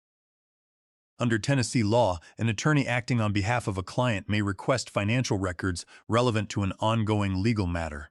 Oliver didn't read from it. He simply placed it face up on the table where anyone who wanted to could see it. $340,000. A development investment in Rutherford County that had gone sideways 18 months ago. A repayment deadline of December 31st, 2024. Brent had needed $1 million house sold by the end of the year. He had needed it badly enough to stand in his father-in-law's driveway in June and tell a real estate agent that the old man just needed to end up in assisted living. Carol stood up from her chair. She didn't say anything to Brent. She walked around the end of the table and stood behind my chair and put both hands on my shoulders the way she used to put her hands on my shoulders when we were children, and something had frightened her and she needed to be near. Something solid. I reached up and put one hand over hers. Claire looked at her husband across the table. The tears on her face had dried. What was left in her expression wasn't anger. Not exactly. It was the particular stillness of a woman who has just understood the full shape of something and is deciding what to do with that understanding. Brent looked back at her, and in the specific terrible honesty of that look, in the way his eyes moved to her face, and then away, and then back, searching for something he'd relied on before and couldn't find. I understood that he already knew. He'd known since Oliver walked through the gate. Maybe he'd known longer than that. Oliver folded his hands on the table and looked at me. I took a slow breath and stood up. I didn't stand up quickly. My knees took a moment the way they always 63 years old, 35 years of welding, and the joints have opinions about sudden movement that they're not shy about sharing. Carol kept her hands on my shoulders until I was fully upright, and then she stepped back and gave me the space. I looked at the picnic table, not at Brent, not at Oliver or his folders, not at Claire or Harvey or Trent Preston still standing near the gate. I looked at the table itself, the wood grain weathered silver gray from 30 Tennessee summers, the surface smooth in the places where plates and elbows and coffee cups had worn it down, rougher at the edges where the weather had worked on it. The teak oil I'd applied on Tuesday had given it back some of its color, but not all of it. Some color only comes from time. Martha had walked around this table 3 times in a furniture barn in Brentwood before she decided it was the one. I'd stood there waiting, hands in my pockets, watching her circle it, and finally I'd said, "Martha, it's a table," and she'd looked at me with that particular look she had, patient, affectionate, and entirely certain that I was missing the point, and said, "Leo, it's where the family happens." I hadn't fully understood what she meant until now. 30 years ago, I said. Martha brought this table home in the back of my truck. We set it up in this yard on a Saturday afternoon, and the following Sunday we had the first barbecue. Claire was 6 years old. She ate so corn on the cob she got sick, and Martha held her hair back and didn't say a word about it being her own fault for eating 6 ears. I paused. That's the kind of woman she was. Margaret made a sound that was half laugh and half something else entirely. Then every Sunday since then, I said, this table has been here through 20 years of Martha's potato salad and my dry rub. Through Claire's graduation and her first job, and the Sunday she brought Brent home for the first time, and I shook his hand and thought, well, he seems all right. I let that sit for a second. Through Martha's diagnosis and the Sundays that got quieter after that, and the Sunday we didn't have, because she was gone, my throat tightened. I let it. And the Sundays I kept having anyway because she told me to, because she said the table was where the family happens, and she wanted the family to keep happening even after she wasn't in it anymore. The yard was completely quiet. Even the oak tree had stilled. I looked at Claire. She was looking back at me with her mother's eyes wet and wide and full of something that had been building for longer than this afternoon. Claire, I said, I know you've been caught in the middle of something that wasn't fair to put you in. I know you love your husband. I know you're carrying a baby and a career and a marriage, and you've been trying to hold all of it together for a long time. I kept my voice even, not for Brent's benefit, but for hers. I'm not asking you to choose anything today. I'm just asking you to know that this table, this Sunday, this family, was never about the house. It was never about what it's worth, or who gets it, or what happens when I'm gone. I looked at her steadily. It was about you sitting across from me and eating food your mother taught me to make, and knowing that whatever else was happening in the world, there was a place that was yours. Claire pressed both hands over her mouth. Her shoulders shook hard and she didn't try to stop it this time. Carol put her arm around her. I turned to Brent. He was sitting with his hands flat on the table, looking at me with the expression of a man who has run out of moves and knows it. The confidence was gone. The calculation was gone. What was left was something younger and less certain than anything I'd seen from him before. Something that might have been the version of Brent Caldwell that existed before the debt and the ambition and the careful performance of a man who always knew what things were worth. I almost felt something for him. Almost, Brent, I said. I don't hate you. I'm not going to pretend I understand why you thought this was acceptable because I don't. But I'm 63 years old, and I've lived long enough to know that hating a person costs more than it returns. I picked up the cream-colored proposal folder from the table, the one with the 3 tabbed documents and the Green Hills facility brochure and the managed sale agreement, and I folded it in half. I'm not signing this. I'm not moving to Green Hills. I'm not liquidating anything. I set the folded folder on the table in front of him. This house is where Martha and I raised our daughter. It's where our grandchild is going to know their grandfather, and it will be here on Sunday afternoons for as long as I am able to stand at that grill and cook. Brent stared at the folded folder. I took one more breath, but from today, I said, there will not be a seat at this table for you. Nobody moved for a moment. The September light was going long and golden across the yard. The kind of late afternoon light that makes everything it touches look like it's been there forever and will stay forever, even the things that won't. The oak tree threw its shadow across the lawn in a slow diagonal. Somewhere down Lewisburg Pike, a dog was barking at something it would never catch. Brent looked at the folded folder in front of him. Then he looked at Claire. Claire was looking at her father. She wasn't looking at her husband. She wasn't looking at Oliver's folders or Trent Preston near the gate or the cream-colored proposal that had come in on a Sunday afternoon, with the intention of dismantling 30 years of something real. She was looking at me, and in her expression passed the grief and the exhaustion and the particular devastation of a woman who has just watched a version of her life fall apart in a backyard. There was something else. Recognition. The specific kind that comes when someone says a true thing in words you already knew in your bones. Brent stood up slowly. He picked up the canvas tote. He picked up the folded proposal folder and put it inside. He straightened his collar in the automatic way. Men straighten things when they don't know what else to do with their hands. He looked at Claire one more time. His mouth opened slightly like a sentence was forming and then thought better of itself. Then he walked to the back gate. It made the same creak it always made, and he was gone. Nobody watched him go. That was the thing. Not Carol, not Toby, not Margaret or Helen or Harvey. Nobody turned to mark the exit of the man who had walked into this yard 3 hours ago with a folder full of plans and the assumption that the room would arrange itself around his purposes. Trent Preston exhaled a long, uneven breath and looked at Oliver. "Is there anything else you need from me?" "I'll be in touch," Oliver said. "Thank you for coming." Trent nodded once, looked briefly at Claire, and let himself out the same gate Brent had used, the creak again, then quiet. Harvey reached for the serving tongs. "There's still 2 ribeyes on that platter," he said, in the voice of a man raising a practical matter that deserves attention.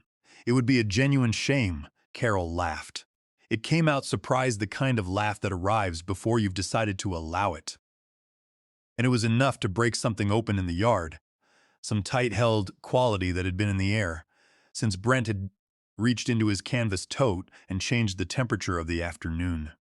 Toby stood up and went to the grill, without being asked, the way he'd gone to help with the chairs when he'd arrived, because that was the kind of young man he was. He lifted the lid, checked the coals, decided they were fine. Margaret Briley stood up and straightened her dress, and walked to the sweet tea pitcher and poured fresh glasses for Helen and Carol. And then, for me, setting mine down in front of me with both hands, the way Martha used to set things down with care, with intention, like the act of placing something, meant something. Martha would have had something to say about all of this. Margaret said she would have had several things to say. I said she in a specific order, Helen added, and that got a real laugh from Carol, the kind that remembers. Claire was still in her chair. She hadn't moved since Brent left. Her hands were in her lap, turned palms up the way hands rest when the body has stopped bracing for something and doesn't quite know what to do with the relief. I walked around the table and sat down beside her, not in Martha's chair. In the chair next to it, the one that had always been mine when the table was full, and Martha was in her spot, and Claire was across from us, and the afternoon was going the way Sunday afternoons were supposed to go. Claire looked at me. Her eyes were dry now. Something had shifted in her face, not settled, not resolved, nothing that simple, but present here in this yard on this Sunday at this table. Sighs, "I don't know what I'm going to do," she said. Her voice was quiet and honest, the way voices get when they've stopped performing anything. "You don't have to know today," I said. She looked at her hands in her lap. "The baby's going to need a grandfather. The baby's going to have one," I said. "Every Sunday, right here."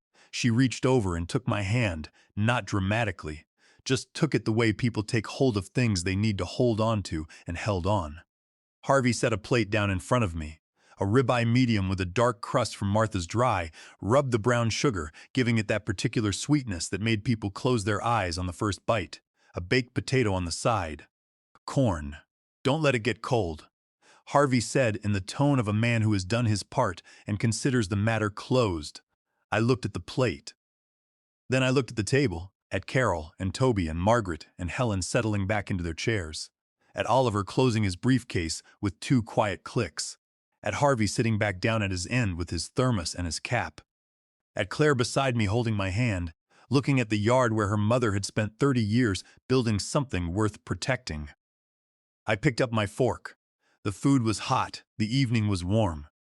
The oak tree held its ground against the September sky, the same way it had held it for 30 years through everything. I took the first bite and it tasted exactly like Sunday was supposed to taste. There's something I've learned from all of this. Something I should have understood 30 years earlier, but needed a ruined plate of food and a pool full of car keys to finally see clearly. Kindness is not the same as permission, and keeping the peace is not the same as having it. I spent years telling myself that staying quiet was protecting my family, but silence isn't protection. It's just a slower way of losing. If I could go back and give myself one piece of advice, it would be this: don't do what I did. Don't wait until someone is standing in your driveway pricing your life before you decide it's worth defending. I believe God puts the right people in the right place at the right time. Harvey was trimming that hedge for a reason. Oliver picked up that phone call for a reason. And that Sunday afternoon, every person sitting at Martha's table was there for a reason. This is my grandpa's moment. The one I'll carry for the rest of my life.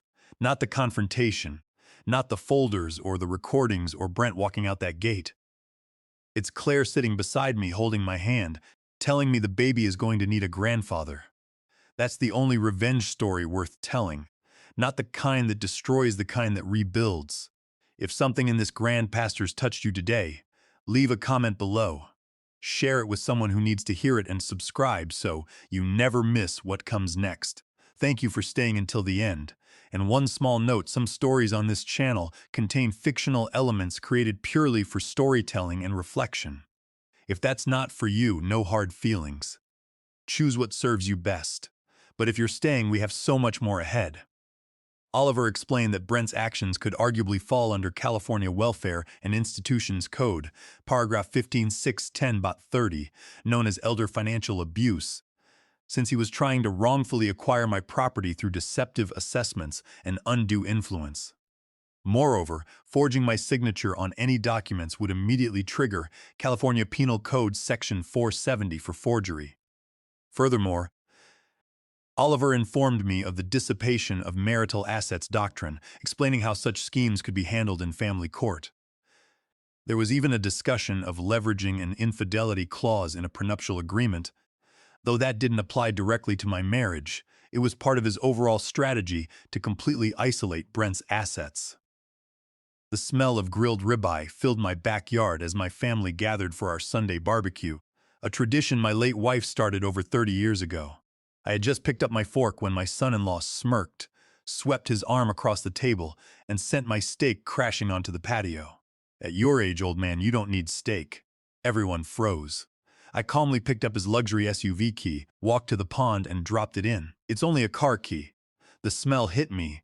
The moment I stepped outside, charcoal smoke, hickory wood, and the faint sweetness of brown sugar from the dry rub I'd been mixing since 9 that morning. 43 years of Sunday afternoons had trained my nose to recognize that smell the way some men recognize the sound of a church bell. It meant one thing: family was coming.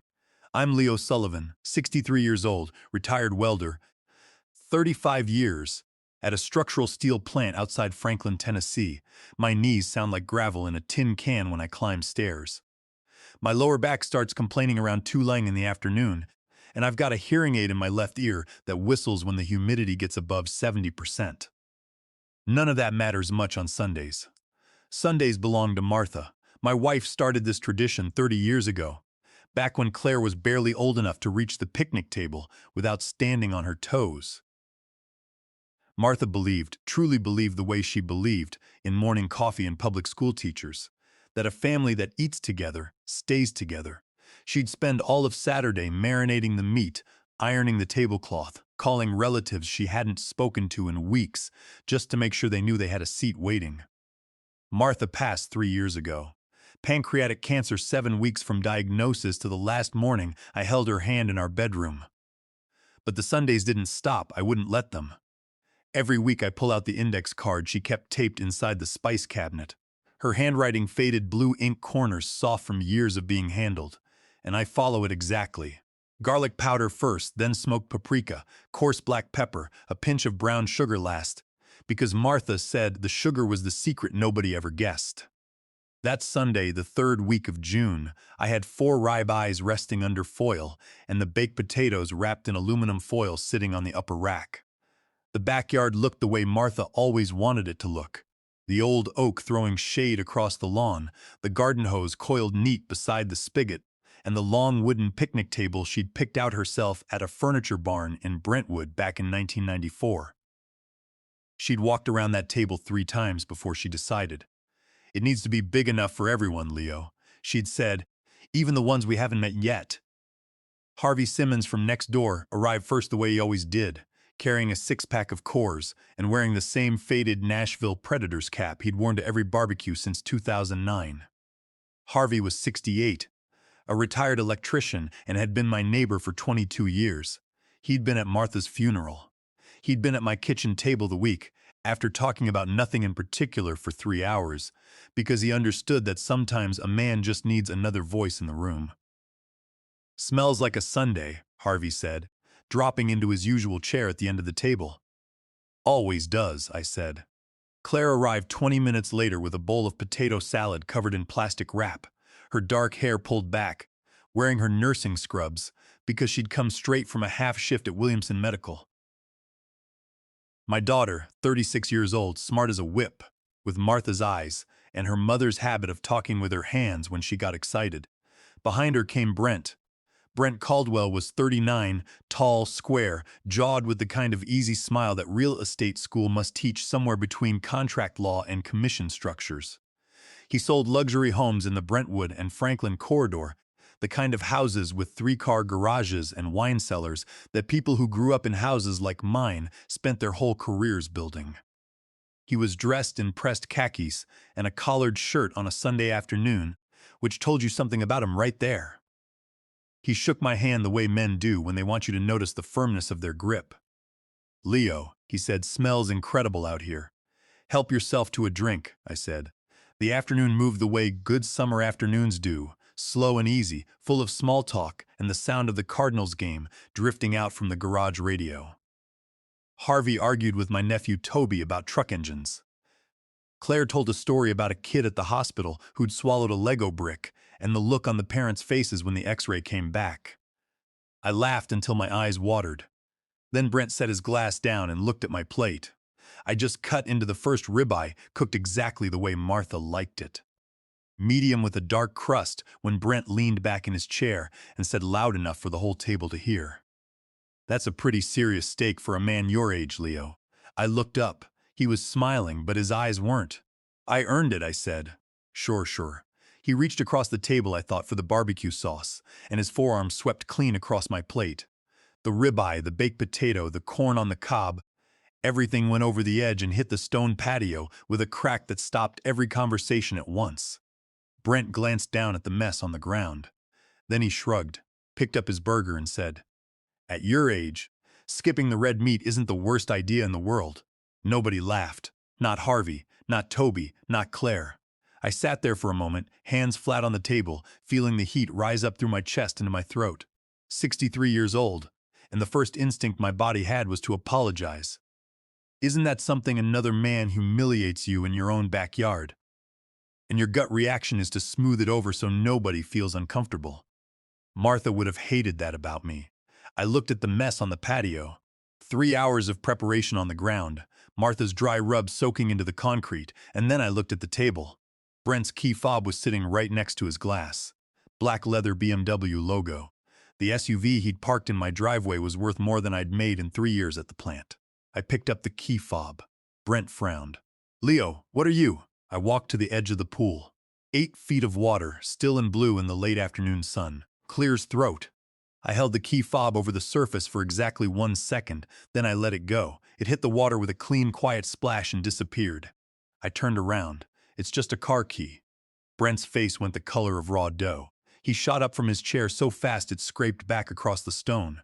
"Are you out of your mind?" "Probably not," I said. Claire was on her feet, her potato salad spoon still in her hand, staring at me with an expression I hadn't seen on her face since she was 16. And I'd told her she couldn't go to a concert in Nashville on a school night. Not concern, not worry about her father, something closer to embarrassment. "Dad," she said, and the way she said it, tight, controlled, like she was already doing damage assessment, told me everything I needed to know about which direction this was going to go. Brent was pacing along the edge of the pool, staring into the water, pressing both hands against the sides of his head. "Do you know what that key costs to replace?" "That's a BMW, Leo. It's not a car key," Harvey said from the end of the table, very calmly. "That's what Leo said," Brent pointed at him. "You stay out of this." "I'm just agreeing with the man," Harvey said, and took a long sip of his Coors. I walked back to my chair, sat down and looked at my empty plate. The afternoon had gone quiet in a way that had nothing to do with peace. It was the quiet of a room where everyone is waiting for someone else to say the thing nobody wants to say. Claire was still staring at me. Her eyes were bright, her jaw set, and in all the noise of Brent pacing and my nephew pretending to study the grass and Harvey examining his beer, like it held the answers to the universe. I realized that my daughter hadn't once asked whether I was okay. Not once. The last guest pulled out of my driveway a little after 7. I stood on the back porch and listened to the neighborhood settle into evening. A lawnmower 2 streets over the Murphy kids down the block shooting hoops in their driveway. A mockingbird somewhere in the oak tree doing its best impression of a car alarm. Franklin, Tennessee on a Sunday night sounds like the world is trying very hard to convince you everything is fine. I went inside and started cleaning up. There's a rhythm to cleaning up after a barbecue that I've always found steadying. Stack the plates, wrap the leftover potato salad, scrub the grill.